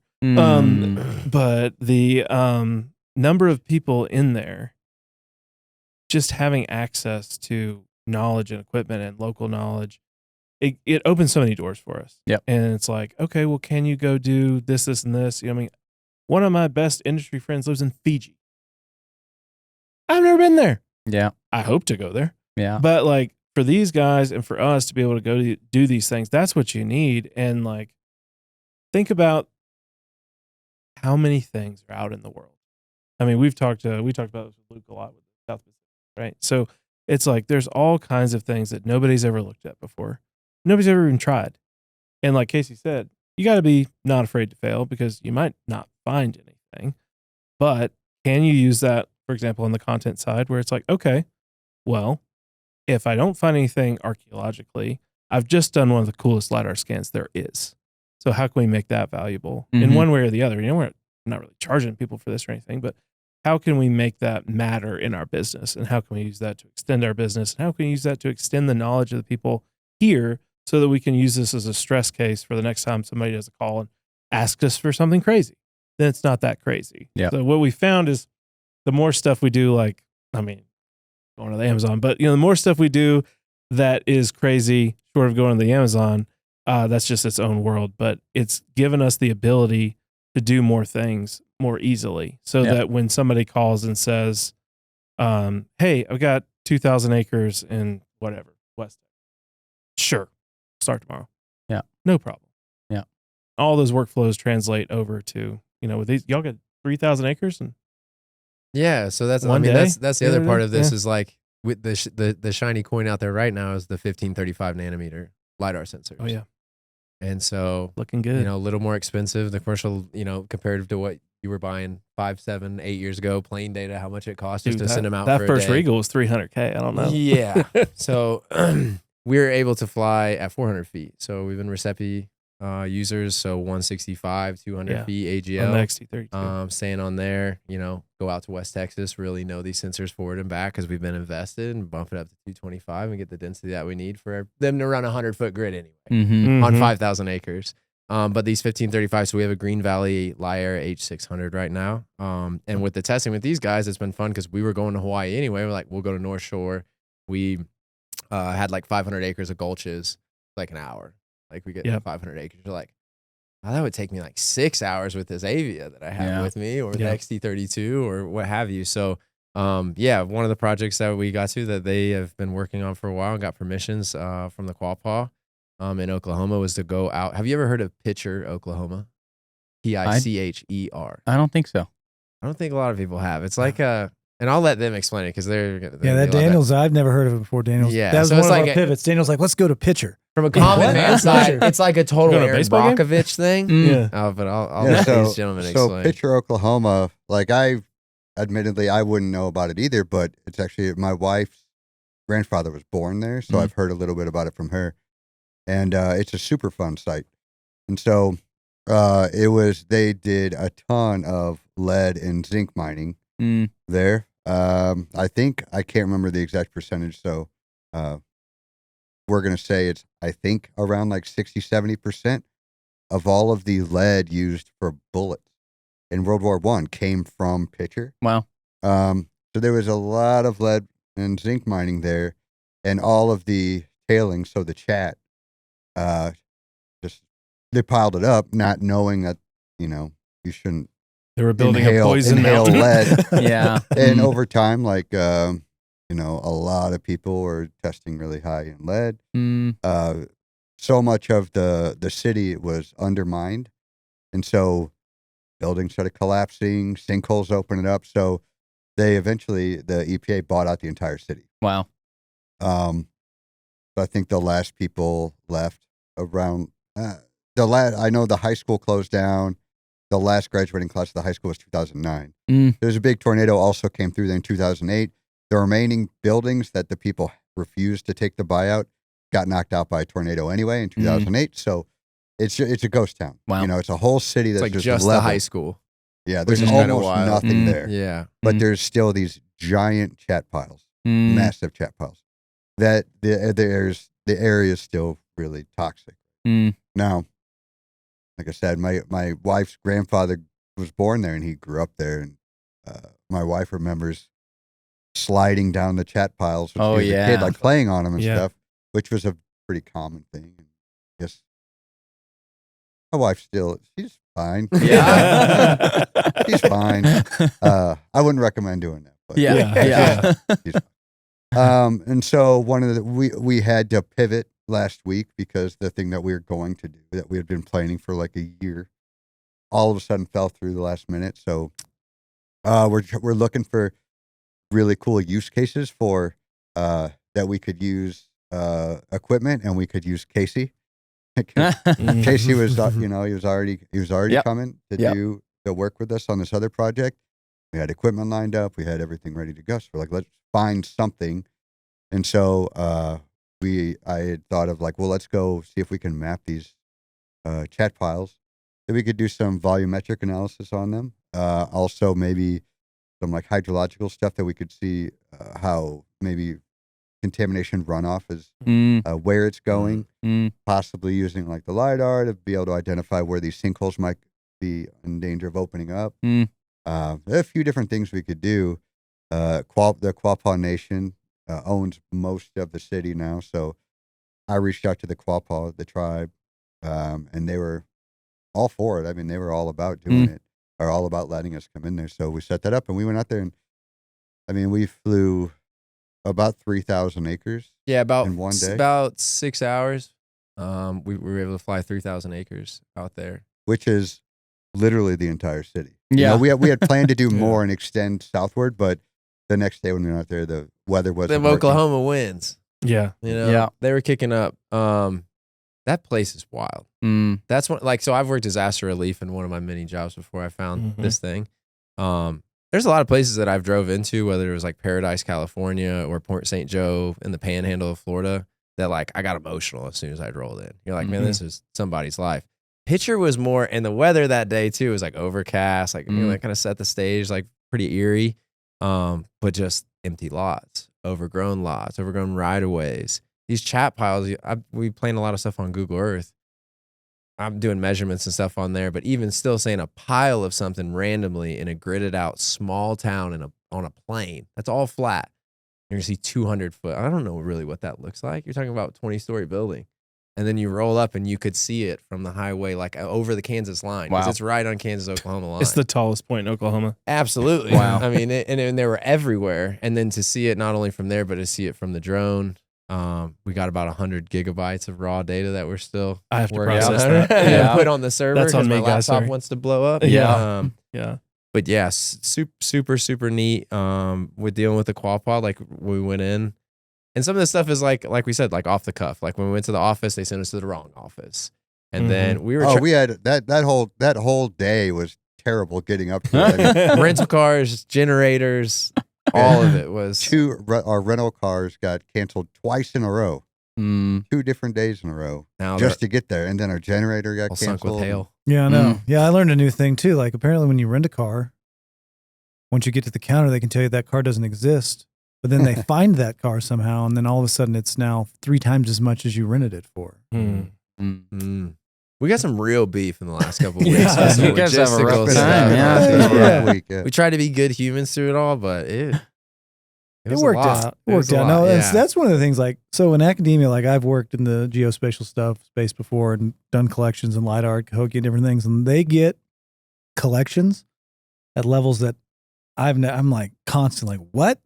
How many acres did you do in a day? I didn't know that was possible. And so that's going to allow us to do things like on the research side that you can't do. It's not been done because researchers can't do it. They've never even thought it's possible. Yeah, like finish mapping off the Amazon. We're just gonna go down there. Well, if we can collect, I'm working on it. what did we collect? Yeah, so if I can collect, we're talking about maybe like 3 tree summits. Yeah. And I mean, we should be able to do with and the sensors, like we're still testing, and that's the other thing too, is like it doesn't really matter where we go. I don't know until I don't have that warm and fuzzy till we get down there. So I do about a couple 100 acres, run it in the laptop locally, and kind of really look at what the penetration that we're getting. Mm-hmm. So I'm excited when we go talk to some of these manufacturers soon. Like, hey, Regal, you know, it's the best. But the other thing too is some of the tools that we're going to use in the Amazon. Like, if I told most surveyors or anybody using ground control, hey, what GPS are you going to take down there? Like, oh, I want multi-band, L5, L6, all this stuff. I'm taking an Emily. It lasts 16 hours. I need to run raw data, PPK, while I'm down there. And in order to find something, if I'm within 50 feet, we're good. Yeah. Like pretty good, you know, like it may take a little bit, but it's visual after that. And it's, well, I mean, it's the Amazon, so we're not going to be able to see 5 feet I mean, in front like, of us, but it's not like we're staking it out. Yes, you know? we're not like totally Yeah. saying we're getting pretty close. So it's interesting the choices of some of this, or how we've even in the last like 2 months like throw something back and forth. Like, Yeah. we're a long range antenna up there. Like, we're gonna have to take it down. I don't really know if that's work. We're gonna have to power it. So to cycle through all these different methods, or to go to picture and just be able to collect that. Well, now we're like, okay, well, it's never been done on their side, which is so incredibly exciting for us to be able to say it's that. crazy. I mean, like, so if we get just what we did at Pitcher, Yes. if we just get that for a week, that'll be more LiDAR than's ever been collected in the 93 million acres. Boom. Headline. Yeah. And if we do that for if we do You've that, seen my pitch deck. You would. I mean, you'd we see that. kind of looked at the numbers a little bit, but like if we Yeah. can go down there and collect at those rates for like a month, it'll be the biggest mapping that's ever happened in the Amazon. Yeah, because we're stopped at 400. So what if we can go somewhere and fly, especially very, very remote, like can fly wherever 600, you want. 800? I mean, some of these units. I mean, 600 on the H600, 600 meters. Now, is that what you need to do at the Amazon? Probably not. Yes. But there's others that 450 meters, 600 meters, Yeah. and then we're talking about 10, 20,000 acres a day. Yeah. with a drone. Yeah. And then not to mention, you think about the logistic choices and the way that we plan this out. Amazon being the turn it to 11 for everything is, well, are you just going to take one? You got to take 2 of everything. Yeah, we Might started get to- talking about that. We're like, all Yeah. right, what if we can get up there with it? Because Casey was talking about which direction can you only fly east west? Like, what if we go one team on south side of the river, one team on north side of the river, and we're covering twice as much. Mm. Or 70. But, Or 17. okay, but you You say know that. somebody who wants to But donate to when- Terra Incognita. Hey, anybody, Jeff Bezos, please write a check. BaseMap too. We're open for acquisition for you. Isn't it cool that he follows us? That's great. Yeah, I knew it. I knew it. I knew We're working on it. But think about this, like when those conversations comes up, that's the same thing when that guy texted me today and said 270 miles in 2 weeks. That's 5 to 7 people. Mhm. That is that. It's the same thing. Yeah. We do that now. Yeah. Is it in the Amazon? No, that's in Yeah. Texas. There's the opposite. Yeah. But those kind of workflows and understanding, I mean, you've seen this kind of stuff. Like that's a lot of data. This is a lot of processing. When I think about like these large projects and like how that happens, because I'm doing a lot of the process of it. Casey does too, but like I'm spending the most time in this kind of data. Yep. The workflow is so important. Yeah. And it's tough when you're out there in the field where, I mean, I was having to improvise things in New Jersey with John last week that normally I don't normally do. It was like, well, I've got to do this or it's not going to get done. And I know how to fix that. And it's kind of like when you're shooting photography, right? When you're like, I'll fix that in post. Then you get in post and you're like, I hate the guy that took all these pictures. And it's you. So I've been that person too. Yeah. But when we're in that position, it's like, okay, well, we may have to make a new workflow, but we have to understand how this works the entire way, flawlessly or adaptively, one way or the other. And for those kind of acreages and for that kind of level of data, like you can mess up a little bit in the beginning, but like you can't mess up after that. So you have to find something that really works. And then it doesn't matter if you're terrestrial scanning a hotel in Miami or scanning the Amazon, that's still true. But, you know, thinking about those kind of projects are like when we look at like the technology needed for the Amazon and also like just the different levels of like the involvement of like the permitting and like getting all the permissions and all that kind of stuff that these guys do. I don't know anything about that. But think about like if that took a few months, well, the technology will probably change by then. Mm-hmm. So what we're thinking now I'm trying to kind of like project that out into the future. Like, okay, well, if we can do this now, and if this, and this changes, if we can go this a little higher, a little faster, if we can get this a little better, we can do this, what does that look like? And as that starts to add up, just like Chris was talking about, you go, holy moly, this is the biggest thing they've ever had. Mm-hmm. Now, is that necessarily what we're going to do? I don't know. It's going to depend on, how everything gets permitted and permissions and all that kind of stuff. But if we take that same concept and apply it to anywhere else, because obviously everybody knows about finding stuff in the Amazon, but there's lots of other places where it hadn't been found. Yeah. And, we've been thankfully able to like build some, relationships with other people that are like, hey, what about this? What about that? And we can take that same knowledge and continue like through everything that Terra Incognita has built, be able to build that out throughout the world. Mm-hmm. And it doesn't end there. The end game for most people would be, let's go to the Amazon, scan a bunch of stuff. But that's not the end game here. Well, I like that because that's what we've talked about, right? Like Yeah. if we did that, that's not the goal. Like it's been kind of a side cool thing because it's like really the LiDAR is just a vehicle for us to go. Like their job, if they find it in public LiDAR, Just they don't get any credit. Like I don't know how it's accredited or what, but they have to go physically go ground truth this, like the same the way that we go do with LiDAR. Mm-hmm. So it's just a vehicle. Like, yeah, I'd be very excited to be like, I flew the most acreage with the drone in the Amazon ever. Yeah. But that's not like, I'm not coming on the podcast to do that. Hopefully that would lead to what we find on the deck, to be able to maybe cruise through the Amazon a little bit easier in those areas that we're at, because we're able to look at data that we just collected the day before in a place that we have no plugins Mm-hmm. or no internet. Yeah. And we have these tools now like Starlink and stuff that's just total game changers for a lot of this stuff, or even be able to, bring some of these tools that just have never existed, or us to be able to fly at 400 feet right now. And this thing will fly at 1,800 feet if I could. It still blows my mind. I'm texting him, and the scale of it is so immense that the 3,000 acres that we did in one day, like that's my PR for LiDAR by far. But also doing 60 acres at the castle just to throw on LiDAR real quick, I can do it in 5 minutes. Yeah. So it doesn't matter. A lot of times it's like, well, you get out in the ether, or like we do a lot of large scale projects. Like that's what we that's our specialty, and it shines there. But even on 60 acres or 40 acres, or be able to like, hey, I'm going to do 1,000 acres around the village that we're setting up in, and then we'll understand exactly what's out there, or just be able to make it a little bit easier and track and find something right out there. But to be able to like collect it, QA/QC in the jungle, which is next level, gets me real excited, and it's going to be really difficult. Yeah. You're dealing with electronics in the jungle, so that's very, very interesting. And then use that for And to there's possibly change the history. So some of the things lots of places to go. On the airplane today, I was You were making a list. WhatsApping one of the guys I met at the conference in Germany. I was like, what was that name of that guy who works in the Congo? And he sent me his name. I was like, the Congo's We're name. going to find a dinosaur. And you think about that, and like think about the practical side of that too. So like when we did Lahaina during the fire reconstruction, Lahaina's only 1,500. we did about 2,000? 1,500 acres. Yeah. It's half the size of what he did in one day yesterday. So that exercise in trying to understand what that's like, and the environmental due diligence, that can turn into, okay, well, if another project comes up, we know that we can respond. Think of it in the disaster response way. We've done a little bit of this now, and that's another project where like we didn't go make any money. It was just to help, basically, and as much as we can.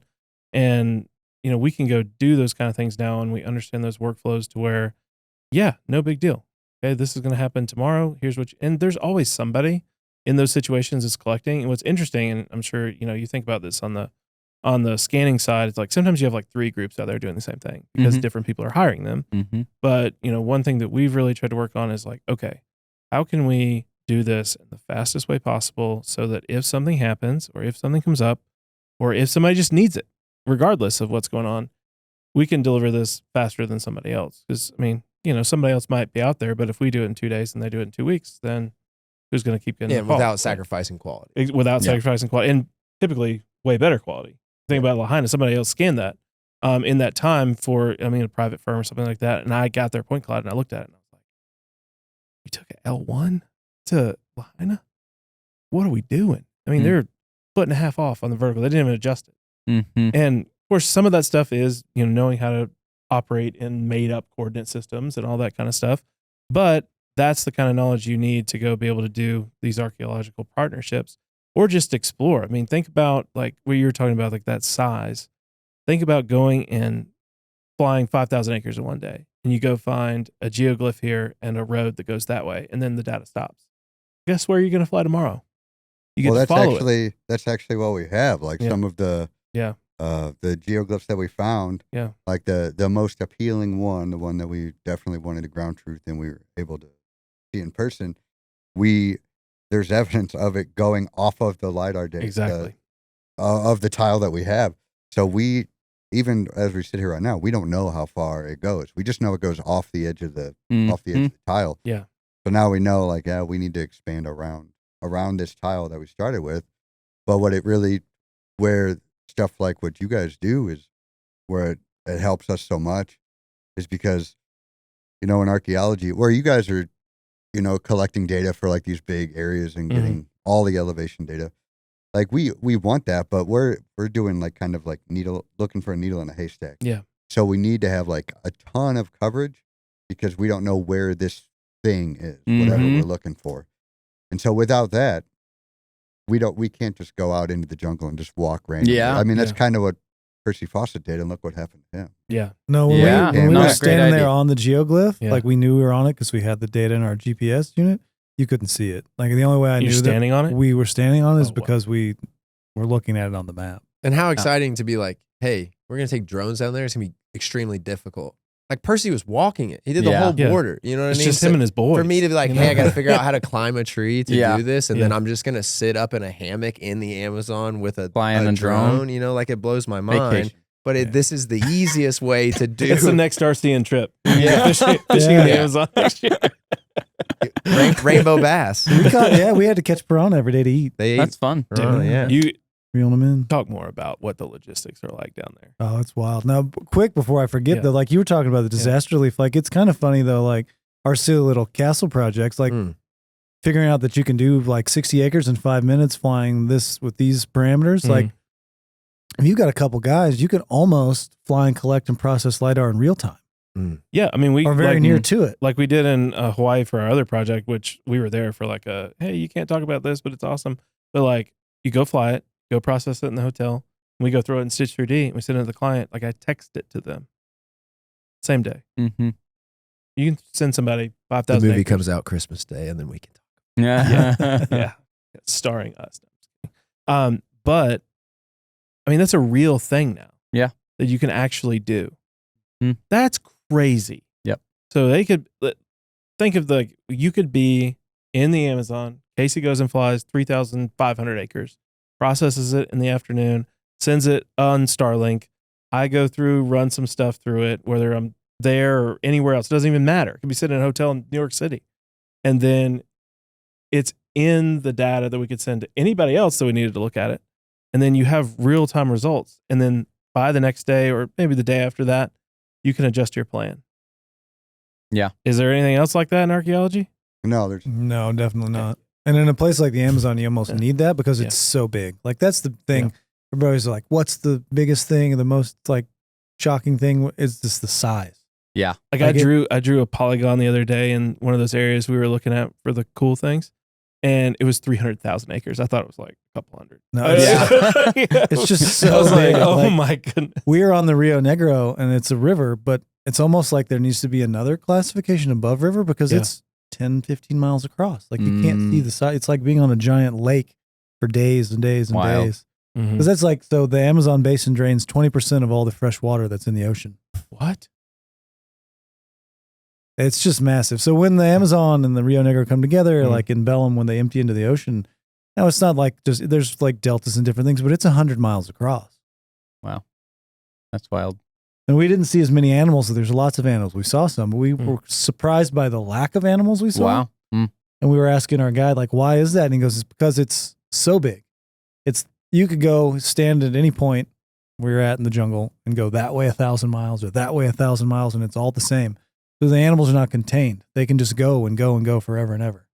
Yeah. Like the monkeys don't just stay in this one little In area one because they spot. just go for thousands of miles and it's all the same. Well, it's like people never existed. Yeah. I mean, it's North America 50,000 years ago. Yeah, it's pretty wild. It's exciting. It was exciting for me. You're just standing there like, man, this is like going back in time 200 years. Yeah. What was the feeling when you found your first discovery out there? in the field, like we knew what Bunch of we kids were. high We five. had it in the data Yeah. already, but like it took us a few days to be able to really zero in on it because, like I said, we had some GPS issues, and at a point we had no GPS. We're just kind of like blindly walking around out there. Do and we not had some local recommend. guys. Yeah. Surprisingly, you're not going to find what you're looking for. Yeah. Especially when you don't even know what Yeah. it looks It like. is. You know?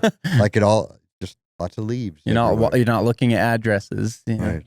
Yeah. Everything Yeah. looks the same. Uh. And then, we started, some of the other stuff that's not geoglyph based, like we started seeing some of that like right away. That indicated that this was an ancient settlement, but the geoglyphs themselves, like it took a few days for us to find, like to zero in on them. But I know, like whenever we finally got there and realized what we were doing, one of our guides that was with us, like just a guy that we hired, not knowing he was. We hired an indigenous guy to be our guide to like get us out here. 'Cause, like we had to go a couple 100 miles up the river and get permits, and the reserve with village had to give us permission or invite us, I guess, in there. And one of the guys that he hired to help was a survival guy, like a survivalist expert. And it so happened that guy actually was also a researcher and had done some like archaeology stuff in the past. So after a few days, after we got through some language barrier issues, we were all kind of on the same page. So he and Chris and I went out in the jungle, searching for it that day. And even him being from there, like he even like realized like the significance of what we're finding. So we're all pretty excited.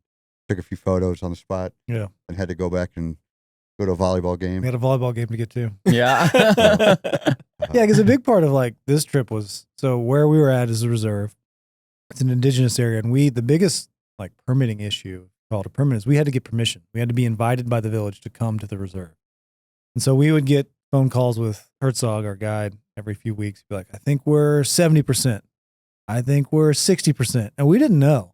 So up until we rolled up on the beach and they came down and we got off the boat, they could have just said, nah, we don't like you. Go away. Yeah. And that's it. Mhm. Expedition over. But luckily they liked us. So a lot of our time was actually spent like community building and just like getting to know each other, which was a big thing. And then like they've got a lot of infrastructure issues that now we were going to try and like also secondarily try and raise some funds. Like they don't have running water. They don't have power. Like it's total subsistence lifestyle. I mean, they're 30 hours by canoe from the closest town. If you want to call it a town.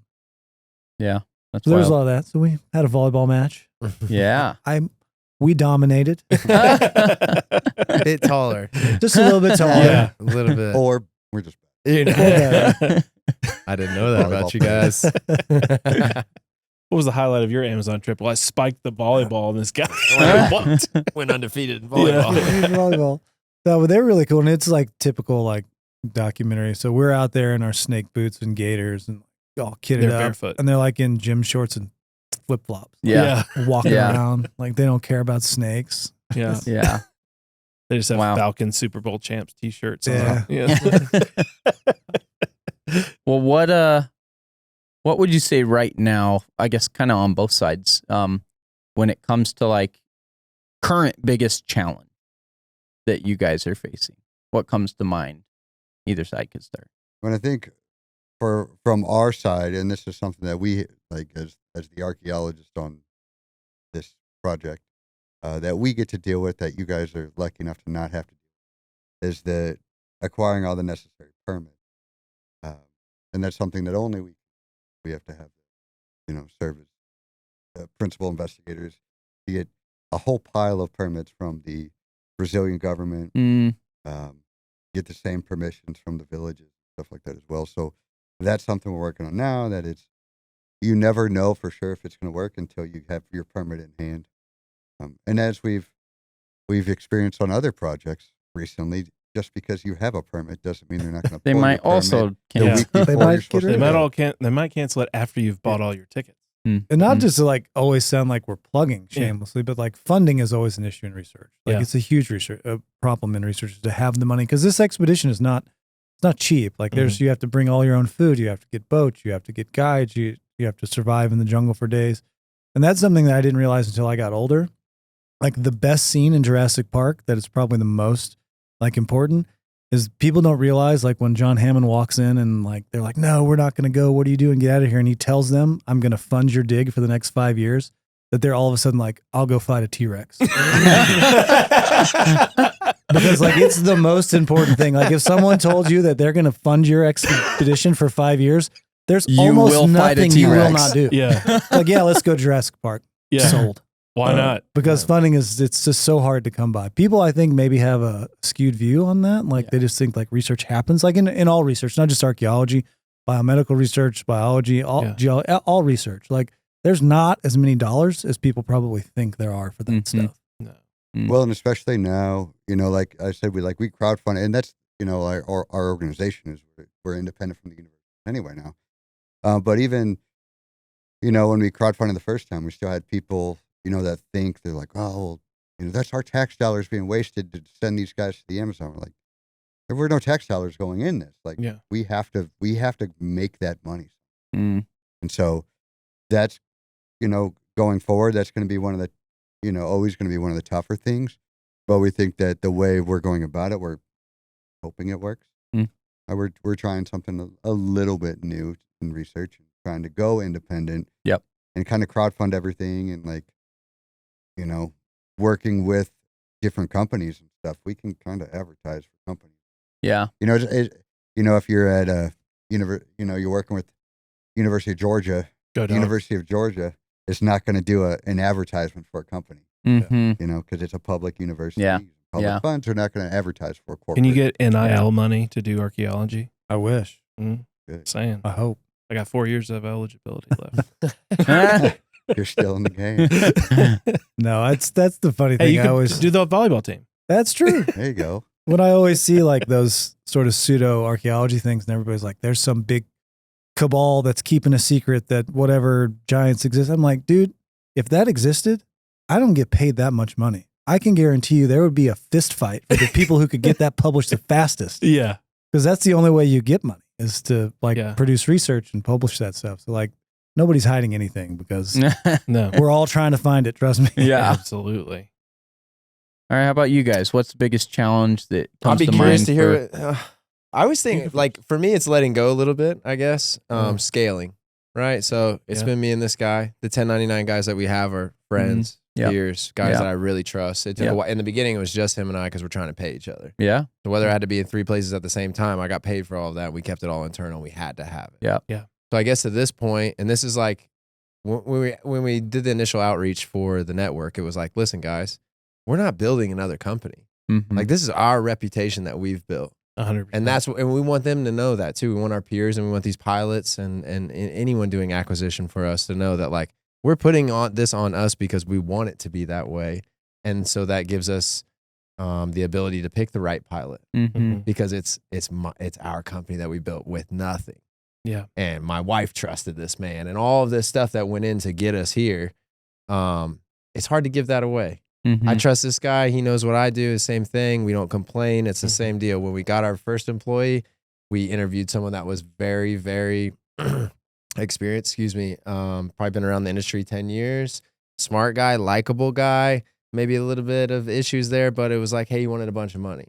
And then I've had this guy that was reaching out to me to just come on any job that I was doing in Florida for months. Hey, man, not weird. But like, hey, if I can come, if I could shadow you, and I'm like, I don't know what next week looks like. I don't know what tomorrow looks like.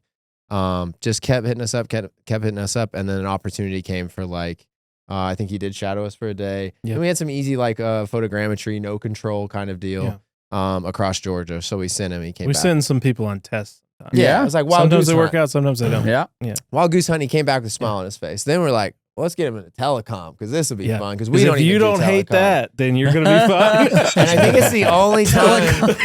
I think it's probably the only time in BaseMap that we've asked people to go do things that we haven't did. Like when we had to go do the distribution pole, huge California job out there. Like before we deployed pilots underneath us, we both went and put boots on deck to go and identify problems because the pilots weren't getting the help that they needed on the deck. They didn't realize that they should have some, DJI Power 1000 or some, external. things that we identified beforehand, went and found in the field, bring back. Hey, if we did that job, we'd do it a little bit different way. Mm-hmm. We'd give the pilots the tools in the field because the client's not going to get what he wants if it's just like, you guys are $7 a pole. It used to be $10 a pole about a week ago. Then a bunch of humans got involved and a bunch of people got greedy. Or if you get a sub of a sub of a sub, of you're a sub. $4.50.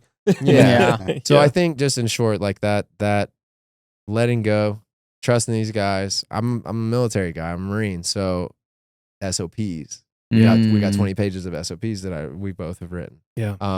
SOPs had to go from in here to on a piece of paper. Yes. Daniel's have been written in a skull for a very long time. Mine had to be on paper, and then we had to play with those. So yeah, very excited to scale and give other guys opportunities and increase just the peers that we know more intimately, because we're spending time. Like I think one of the networks like Rad did an amazing job about that I feel like I didn't see before, of just kind of I didn't see it. Some of those are behind closed doors. I'm not saying about this all with all the networks. But just took the time. Like I went on one of those calls, and he knows our stuff. And we went in 20 minutes, and then I think you showed up too, and it was like an hour call, and they really like did their time to vet us out. Yeah. Now would they know how we would totally? I mean, I could sell it, you know. Yeah. Do they really know? That's the part that is very difficult. Now. Yeah. Yep. So liability wise, it feels like our life's work because 2.5 years have felt like 10. Yep. Sometimes, and sometimes it felt like it went by like this. Yeah. But yeah, I think that's my side of it. Yeah, and you know, we have the typical small business struggles. I mean, and especially in a seller doer model. I mean, we're really both are. Casey does a lot more of the field work now, but I've tried to be more in the office as we scale, but that, you know how that is. Yeah. And so for us, it's like, okay, when I wake up in the morning, what do I need to do? And so, and you know, one other thing that we deal with a lot, Casey and I talk about a lot, is like, we got 3 kids each. Yep. And so he's got a couple toddlers, and mine are getting older now. I got a 12-year-old and 2 10-year-olds. I can't believe they're that old. But, you know, I want to be at home. The job does necessitate travel and all that kind of stuff. But to me, there's the inherent balance of the small business stuff, like dealing with accounting and, you know, we went through a couple of accountants and like all that kind of junk that you have to deal with. Website, insurance. Insurance just calls you up and like, you guys are drone pilots. We canceled you. Like, we don't know how to do this. Yeah. And then somebody else calls, hey, you know, you need $5 million worth of insurance tomorrow, or you can't get this job. I'm like, that's not how it works. Okay. It's going to take a couple days to get that done. But for me, I think it's helped, you know, like I said, I felt like we were supposed to do this. So like I try to be prayer about all these different things. I think that's helped out a lot. Because I couldn't do this by myself or make the right decisions, because I would probably choose the wrong thing. But you know, that has helped a lot, more than anything. But as we continue to scale, it's making sure that the quality's there, like Casey said. But for me, we can, as a small business, for example, like if we get in a room with somebody and talking about doing LiDAR for them, like we're fine. We don't win it at that point. We weren't going to win it ever. And that's okay with me. But it's getting into those rooms, being able to establish those relationships and still do all the other things. Mm-hmm. So, you know, like I went a couple weeks where it was like hard to sit down with our bookkeeper and do invoices. Like, well, that shouldn't be a problem. Like, we are doing this to make money. But it was like, well, I have this, and I have that. And then I got soccer practice tonight because I don't want to miss those things. Yeah. You know, like, you know, I see all the memes where it's like, you only have this many summers, and I just cry every time. Yeah. It's just like, you know, my son's 12 and he's like, Daddy, I'm going to drive in 4 years. And I'm like, well, really, you're going to start driving with me in 3 years. Yeah. I'm like, you're my little boy. You know, we're playing in the sandcastle. Like, what's going on? And so, like, all those things, trying to balance it. But for me, it's about like keeping those integrations solid, because I feel like all the pieces of the business go together. And making sure that all those values align with every person. And like Casey said, you know, one of the biggest things for us as we scale and we look for in people is that, like, what's on the inside. And just as we've talked about here, you know, it's all about those kind of people. But, you know, what we have struggled with is there aren't as many as you'd hope for. And it's hard to find those people because usually they're taken, right? They might be doing something totally different. But you know, when we spend each day and we go through these projects and we think about, okay, like, what are we going to do next? I'm very excited about it. I mean, I think that, you know, honestly, our biggest struggles now are not where we were, you know, I've tried to put our business in 3 phases. And the first one was just year one, which was just survive. That was end of instructions. Yeah. That's all we're doing. Yeah. And then, then now we're in scale. And then the end is phase 3 where we have fun and we're, I always joke about like, I'm going to my house in Maui or something. Yeah. Like Going to find a pirate ship. that's Casey's thing. It's on the table. Funny. It's on the table. When we made our website, We're making plans. we made our first, which by the way, was an awesome website. We made our first website, on, Squarespace or something for $15. It looked awesome. We paid somebody else about it. a lot of money to make a different website, and it looks terrible. I'm still mad about it. But like Casey's title, it's vice president and treasure hunter. Yeah. So like this has been part of the plan the whole time. Yes. It's just finding the right people. And again, I will say, shout out to these guys right here. We have contacted other groups and other researchers and other archaeologists, and they wouldn't even respond to our emails. Or if they did, we'd be like, hey, we had one site that was an hour from my house. And I was like, hey, I'll come do it. Just tell me where. I didn't know exactly where it was. Nothing. Ghosted. Yeah. For free. Yeah. I never understand that kind of stuff. But yeah, so I mean, our biggest struggle now is maintaining that level of quality at Picking good scale. people. Shout out to Devin, bro. Yeah. Devin Devin's was got that green. He was so dog in wet him. behind the ears. We sent him on some goose chases, and he came back. And then now for the last like 6 or maybe about 3 months, it's a lot of different jobs, a lot of large scale, like good jobs. If you're like, hey, if I could pick a job off the wall to go take this guy and throw him, we sent him Devin out did to a Stargate 23,000 acre ortho with a Mavic 3 Enterprise last week. in full control. Alone. Wow. And he also mapped Stargate 4,000. There's 2 pilots out there, 4,000 acres a day, but he was 4,000 acres a day, 5 days a week for 6 months. No hiccups. Came back teaching me stuff about Mavic 3Es, and I'm like, this is awesome. I didn't even, Yeah. I forgot about that. But That's fun. But Yeah. it's that. It's Yeah. like we were reading Beyond Entrepreneurship in the beginning. Yeah. Yeah. B 2.0, so it was a little bit updated, Yeah. but they were talking about Who's like on the I've always bus? had school buses. So like when I got out of the military, Yeah. wanted an RV, too expensive, $5,000 to $7,000. They were like late 80s, 200,000 miles, moldy on the inside. Found a short school bus. Me and my brother, North Missouri. A lot of Missourians like up around where I'm from. I've only been to like Iowa. They just went up to Des Moines one time, Yeah. and they add the S to everything. So Des Moines and Illinois and all that stuff. So it was like take him out on that. And then it just kind of transferred to like I was selling Daniel like I was he's very like you need a skeptical work again. truck, and I'm like, what about a school bus? Now they like- got me sending him. I sent him a picture yesterday. I'm Yeah. looking for bus. I'm like, hey, here's a Terra bus. He was so happy when he was like, you sent me a bus on Facebook Marketplace. It's like when you're doing the right things, you feel the nudges, right? Oh, I yeah. sold it to my boss Yeah. to go get a school bus. I have a wrapped school bus. I now. did drive behind the BaseMap bus the other day for like an hour, and I just kept staring at it. Like, I made this logo in my kitchen 4 years ago and had no idea we'd even go full time. Yeah.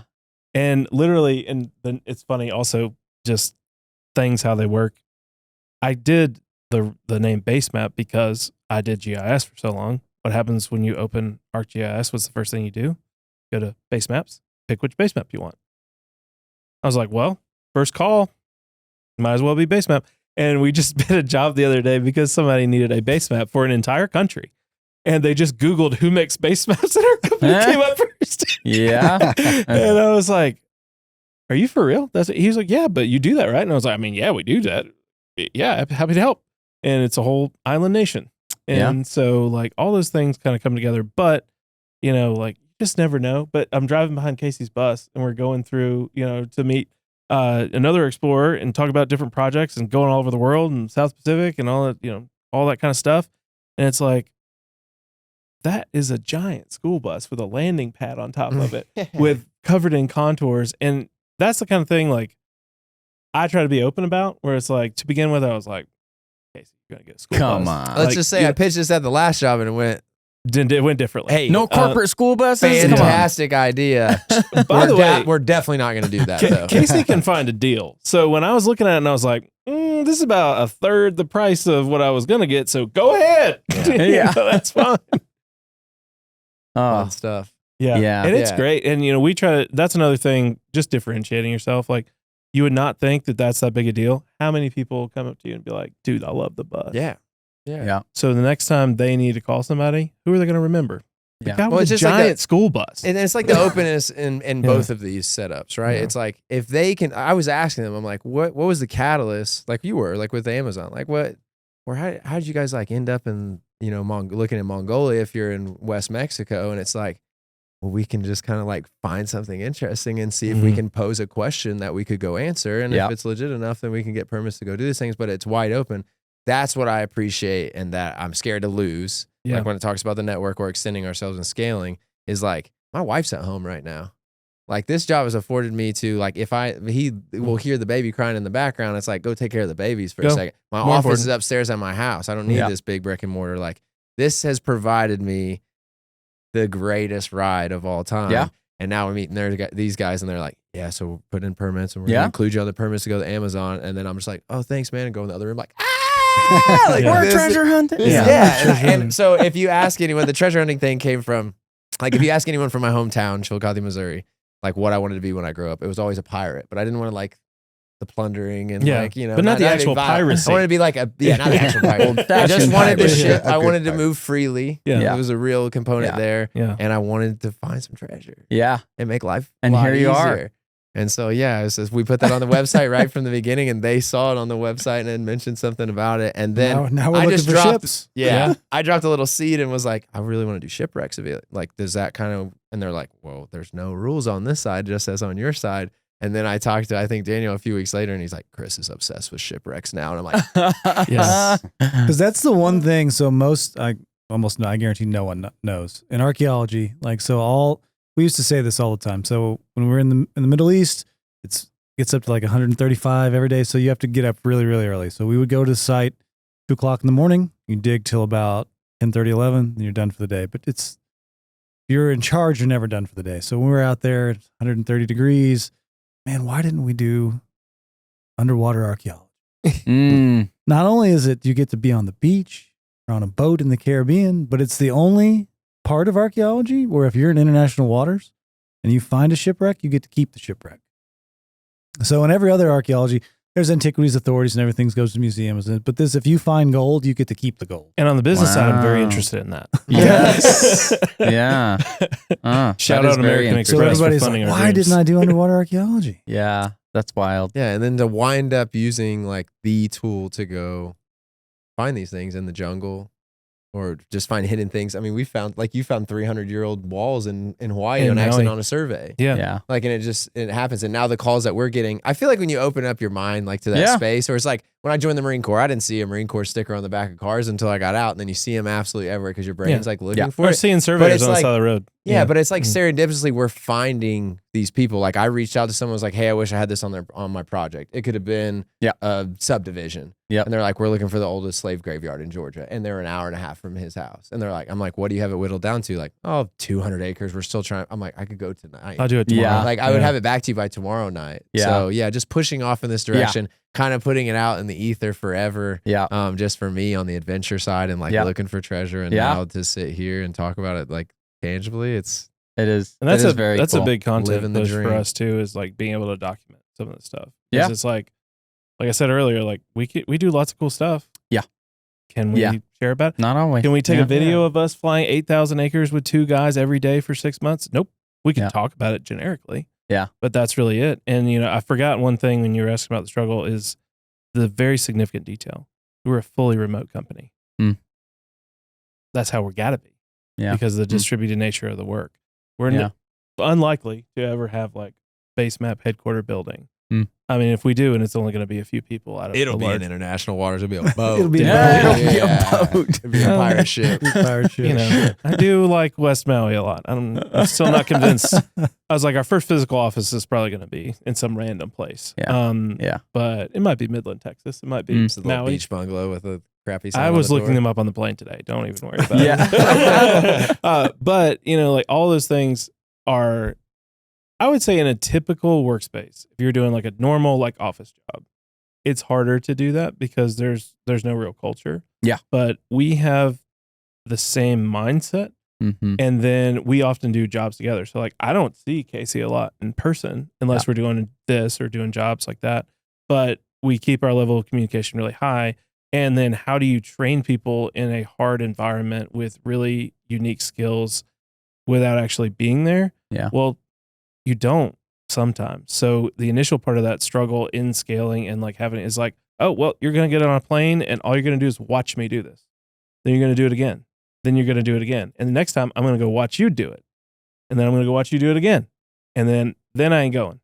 And if you need anything, call me. Yeah. And so that's the same thing I would do when I was teach people GIS and I just had to scroll across to a different cubicle.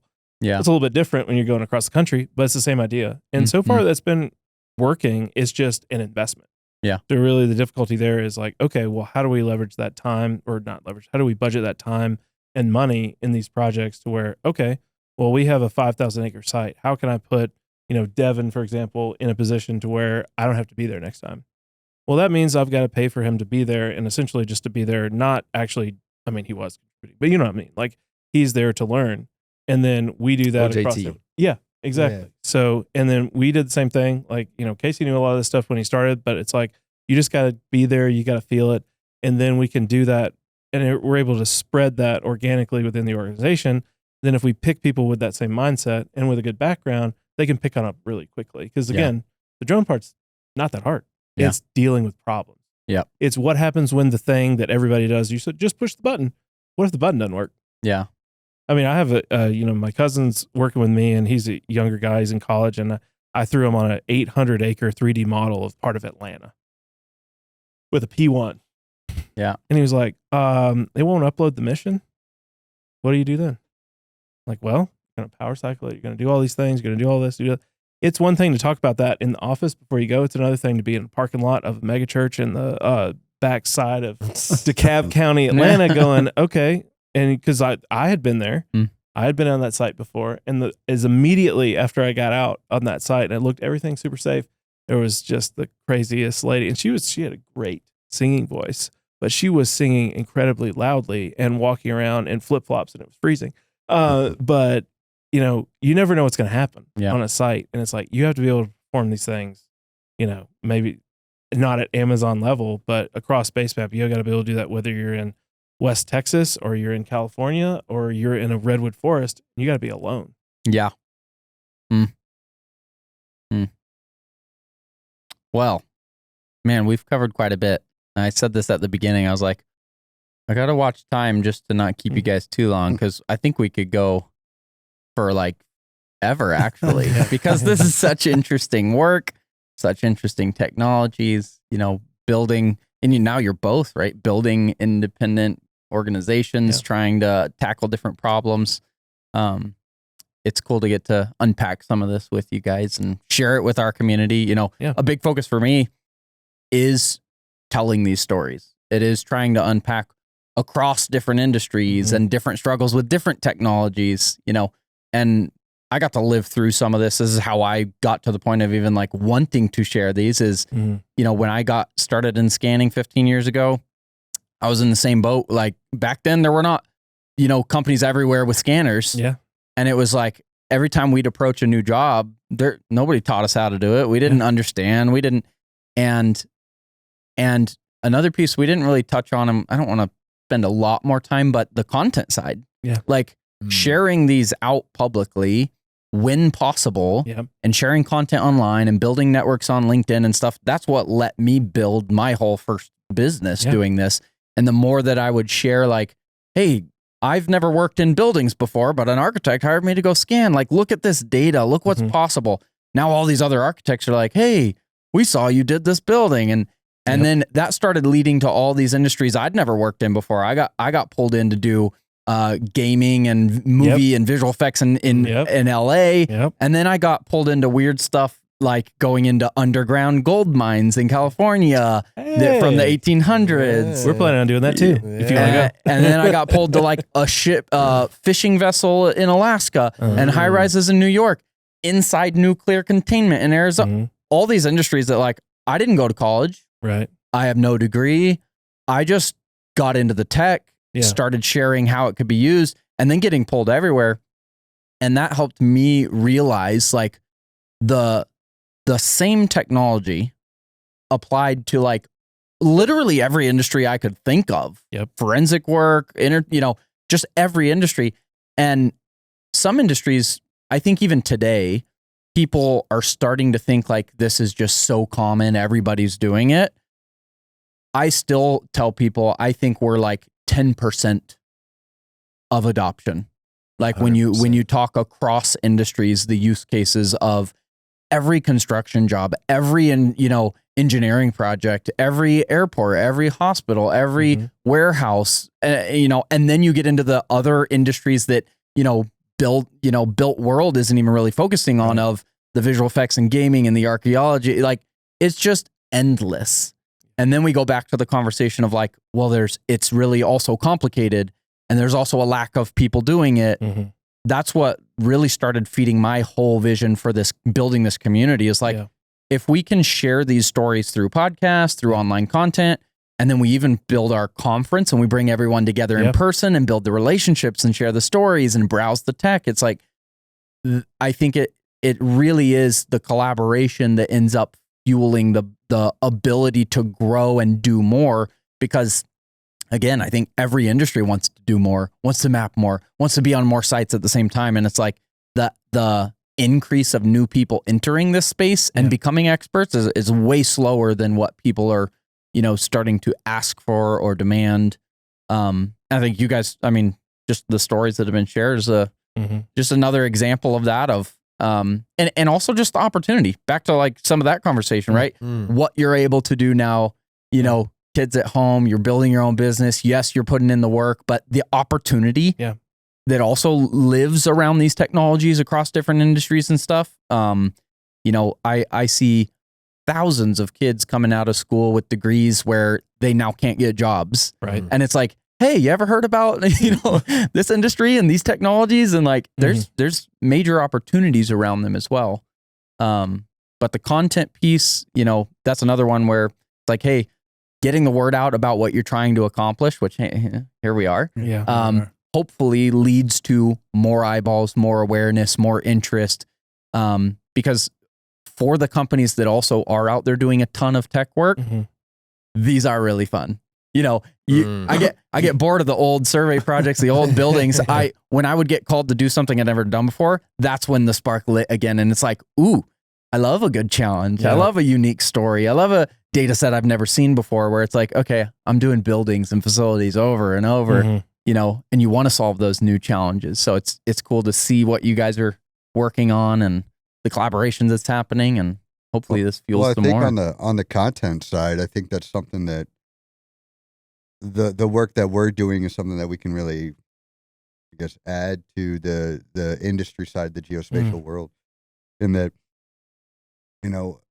I think, I don't know, I'm certainly biased because it's what I do, but I feel like, going to find lost cities or whatever you're doing with archaeology, it's just an inherently sexy topic. Yeah. Or like everybody likes Indiana Jones. Yep. I don't care who you are. Everybody likes it. And so, us doing the work we do, if we can provide like a really cool case study for this different equipment, like this is a way that it's almost guaranteed press. Yeah. It's free advertising, Yeah. that it's going to be exposure of this different type of equipment or your company or whatever, that it's a whole market that there's, we have the ability to open up doors for this type of stuff. And I think that's part of the reason why we've got the type of reception that we have got with the industry, is because I think there's some companies that have seen the potential for that. Like, hey, if we could scan sidewalks and we could do solar fields and stuff, but we could also go to the jungle. But and we could make content with that. And what, that's a much better advertiser. People are going to notice us a lot more if we're associated with stuff like that. And so it's helped us out a lot, because as academics that are private, funded or self-funded, I guess, like we could never afford this stuff. We don't have, and that's one of the things with just academia in general, is like one of the reasons why they haven't been as good about getting the level of data that you guys can produce. It's like academics can't afford that. Like this is equipment that universities can't buy that stuff. They can't even subcontract that stuff out. So we just do everything on like a much smaller scale. We've talked about, I was just talking to one of the guys at the university the other day about the work that we did last week. We're talking about when we went to Pitcher, Oklahoma, and how much data, how much did you get? And it completely like blows their mind. Like Mhm. the amount of coverage that we got in a single day. Like that would be an entire field season for Yeah. archaeologists under normal circumstances. But these guys have access to that stuff that we don't have. Yeah. Whereas like we have like the use cases that are kind of the sexier topics that they don't have. So Yep. Yep. The It's a reason good there's an partnership. academic rate. And the first question I always ask anybody is, so is there an education discount? Well, and the good thing about both of our, I think, content strategies for me is the same thing that we see in a lot of media right now is authenticity. We have our, I guess I don't, but I have like a 10 rules of content, and one of is always like speak with authority. So first of all, know what you're talking about. If you don't know, say you don't know. That's okay. But part of that is, hey, like we need to understand like what's going on, but like in each piece of content, we can educate people a little bit. There's some things that we keep some secret sauce in, depending on what you're talking about. But you're just a real person, and it's not an ad. Even if we're going and trying a new LiDAR sensor for this person or that person or my friend or some guy Casey just met at a conference, it doesn't really matter. We're really gonna tell you what really happened, and it doesn't matter if we're doing something with a new product or we're just on a new site or. It doesn't have to be this big full production either. Like, do we have a lot of like heavily produced YouTube videos? No. Do we have 1,000 reels and TikToks and all that stuff? But what I'll see in some of that is I can share, a data set for whatever, a solar field, a data center, it doesn't even matter. And I might be able to put that on a TikTok and get 350,000 views. I'm never going to get 350,000 impressions on LinkedIn. There's totally different audiences, right? Yeah. But we can continue to like do that little bit of education piece, but then it backs up when we go talk to new people. For my intent is, hey, if we have like a really like Casey did a great job on our most recent YouTube video. My thing is, okay, well, when we go talk to somebody about that, that's something I can send them, something they can understand. Another great thing using Stitch, like I'll text them, look around the point cloud of Lahaina, like on your phone. That's awesome. They don't understand what that is, but that's okay. It's tangible. Like it's so hard in our life to like feel it. Like I continually think about like 3D printing things and like CNC because I just want to be like here. Yeah. Like if I'm going to do a $20,000 job for you, like, okay, can I 3D print the job and like hand it to you? Like I'm just thinking of things all the time like that, where it's like, okay, we need to make it tangible. We need to make it real. Because if you're a real person, you're not just like we see on other, like the rise of podcasts like we're doing here, where it's like, we can say whatever we want, There's not a whole lot of issue. Like this isn't not filtered through anything. We did not go through and have a list of pre-approved topics. Anybody? No. Like it's not fake. And if something's not in it, that means, okay, we can talk about it another time. That's fine. But, we have that piece where we're real people, we're doing real projects, and that's what other people want to see. Yep. I mean, Casey brings it up all the time. He's like, talks about guys doing concrete and stuff on YouTube. And like, you got 1 million views.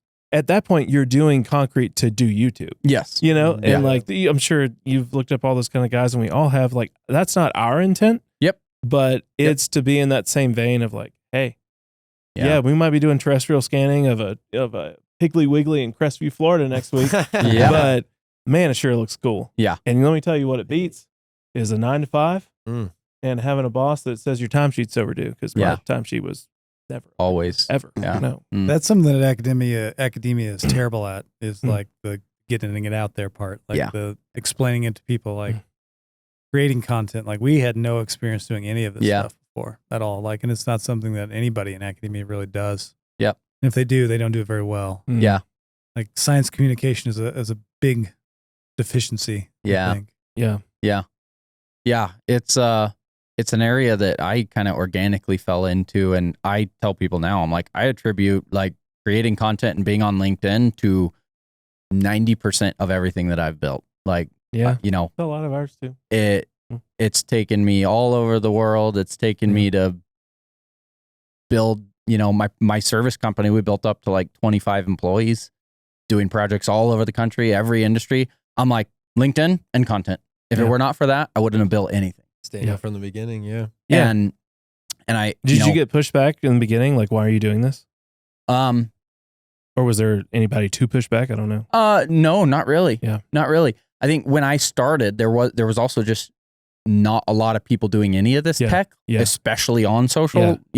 it was just new enough that anybody who saw it was more just like, what the heck am I looking at? Right. Not questioning like, why are you on social? It was more the visual of these technologies is so impressive that was why I was doing it. I was like, I just think this is so cool. I wasn't even doing it from a marketing angle. It was just like, I just want to show this data to people because it's so amazing, you know, and that just continued to lead to more awareness, more building, more questions, more growth. And it's something that now I'm trying to tell people who don't do that at all. It's like, this, I think, is one of the lowest hanging fruits. And I look at a lot of other industries, it's the normal. Like, people are all over content and stuff. Yeah.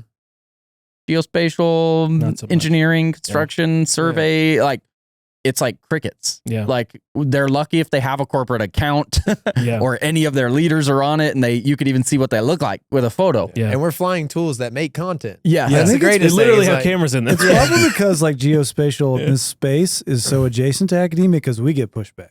Like it's Yeah. a thing in academia. You don't do that. Yeah. Like Yeah. content, Well, I got pushed back when I Socials? started. They were like, nah, don't do making that. videos on YouTube. What are you doing? Yeah. Yeah. Well, and And the so thing, I think there's enough people who are close enough to that Yeah. in this space that that's sort of a thing that maybe that's not frowned upon, but they just don't, it's not their first thought. no, yeah, totally. And there's the other thing that came to mind too is just the importance of like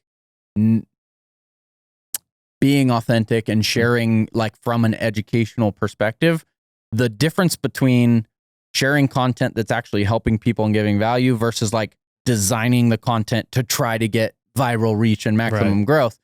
That's actually a whole nother conversation. Like so many people find the tweak of like how to make content to get views, but then it's just kind of going viral because it's educational or something, which doesn't actually impact you and what you're trying to accomplish. Yeah. I'm always like quality over quantity. Like, don't worry about how many likes it had and how many followers you have, and build it in a way that's going to help who it is you're trying to educate, and the rest is nonsense. Like, No, unless absolutely. your goal is being a content creator, like you said, making content, doing concrete just for the content, because that becomes the business. Yeah. But at that point, you're not in it for the concrete. If it's the other way, then you're focused on what the project is, what the outcomes are. The content is just a way to show people what you're. I think that's what makes the best content, right? Yeah. Like the people who are watching the concrete guys are watching the guys who are in it for the concrete. Yeah. Because that comes across in the videos. Yeah. Right? You don't watch people like make salads or Yeah. a chef cook because like they're doing it for the it's the guy who's doing it for the cooking. And I love And it that comes because through. it Yeah. does. And Yeah. it's like for us, like I've asked him a million times, I'm like, should we just be posting this to BaseMap? But like, I didn't have a presence. I didn't have a LinkedIn until I went to Rock Robotic. I'm like, I don't even know what this thing is. Yep. You know? Yeah. So like kind of started over about building that up. And it's like the organic part where I can be a little off kilter. So in the beginning, I'm like, I don't want to disrespect this man. You know what I mean? Yeah. And like, I'm trying to figure out my way professionally to put out content. Yep.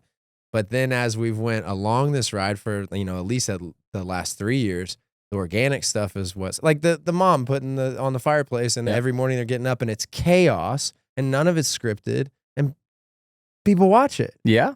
So to be entertaining, to make it look fun. The educational piece in the beginning we leaned on a little bit because of like being at Rock and helping people out. But then also I'm like, I'm not here to give all of the secrets out online. That wasn't the vessel, right? It wasn't to go educate find everyone. what we wanted We to do. do that, Yeah. but that's not it, right? It was to make money at first and get this business stood up and get some kind of reputation. Yeah. Or have someone be like, hey, I know what base camp is. Base camp. Like 2 years ago, I'd have been like, she said her name. She said base camp. She got it close.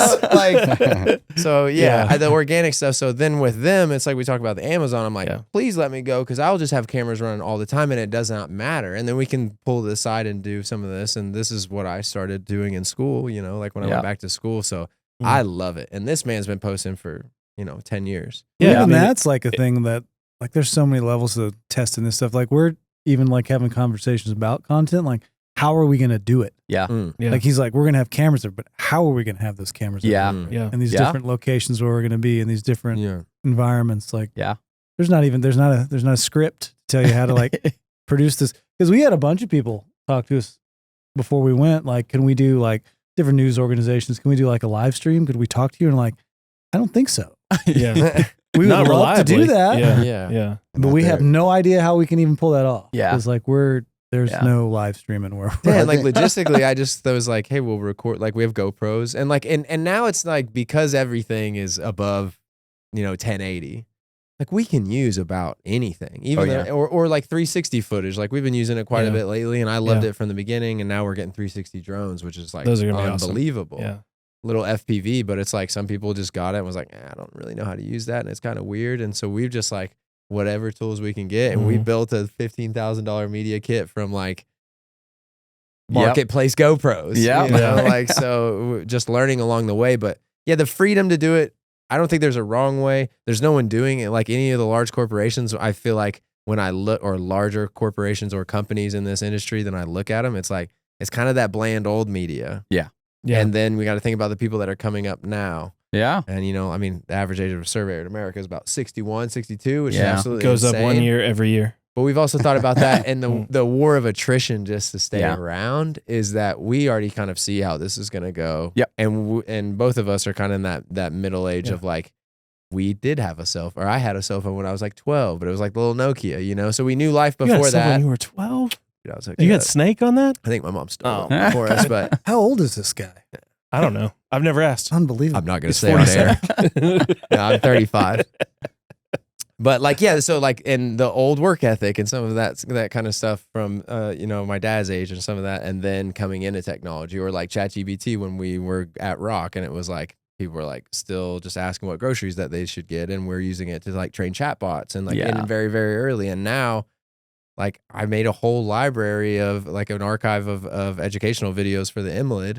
And it's like, well, how should we do this? Well, I should just dictate it in a ChatGPT. I'll screen record it and I'll speak over it and add the audio. And then I can make me a legit checklist, and then also get everything out in writing, and then upload it all into the drive, and whatever person, however they learn, it's in there 50 million different ways. And I don't really have to do that much besides like instruct the video. So we just have a blast with content. Yeah. Like people are giving us a $60,000 LiDAR sensor. We're putting a 360 camera on the side of the M300 and just like trying stuff out and not being afraid to fail. And there's no right way. Yeah. And no one's absolutely crushing it with some off kilter method that we're not using. So we're just sending it. Yep. Yeah.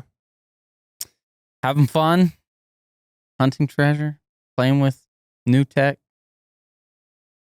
All right. Well, any topics or anything else you guys want to leave that we did not hit in this fun chat?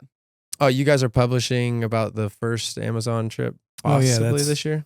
Coming out soon. Yeah, we should. I mean, the publication process is never a sure thing. We got to wait till it gets through peer review and all that stuff.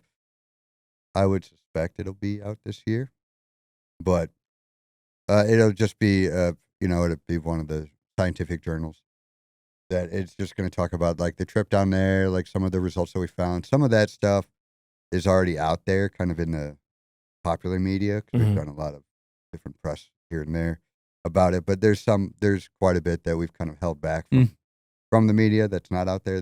That will be in the publication first, and then later, all that stuff will come out. Awesome. All right. Well, thank you guys for coming out, Thank you. Thanks for having sharing us. the stories. And we'll make sure we share information about you guys, those that can, reach out interested in what you're Yeah. doing. Mhm. So we'll share all that information, because it sounds like this is not the end of exciting stories. That's just the Beginning of a Snake. We've Beautiful. got a whole. We're gonna whole LiDAR pile Mars of in a few plans years. already, different projects that we're all talking about working on together. Oh yeah. Now, All we've right. got our WhatsApp group. We talk to each other Every day we're just like, hey, what if we did this? And everybody's like, yep, add it to the list. Well, that's one of the things that I think that we do, and then they do also, like independently, two organizations that we just not afraid to try about anything. Yep. And we're all coming at it from different sides or different perspectives, and so, and like you said, like our WhatsApp group, like we have ideas that these guys come up with solutions that we would have never thought of. Yeah. And we think of solutions that they would have never thought of because Mhm. we're looking at, because we don't know any better. Yeah. We don't know the other four person's brain field. roundtable lately. It's And just so, been, like, we just come up with weird ideas. Yeah. That Yeah. seem to work because we're coming at them from odd angles. Yep. Just because of the collection of people. The whole benefit of building community, building collaboration, getting a bunch of different great people together is Everyone has different perspectives, experiences, backgrounds. You know, once you put that together, it's be magical. That's how you end up with a 360 video of Casey climbing a tree in the Amazon next time we come on. Yeah. All righty. Well, thank you again for joining, and we'll share some more stories in the future. You. Thanks. Thanks for having us. And remember to say hello to your local archaeologist.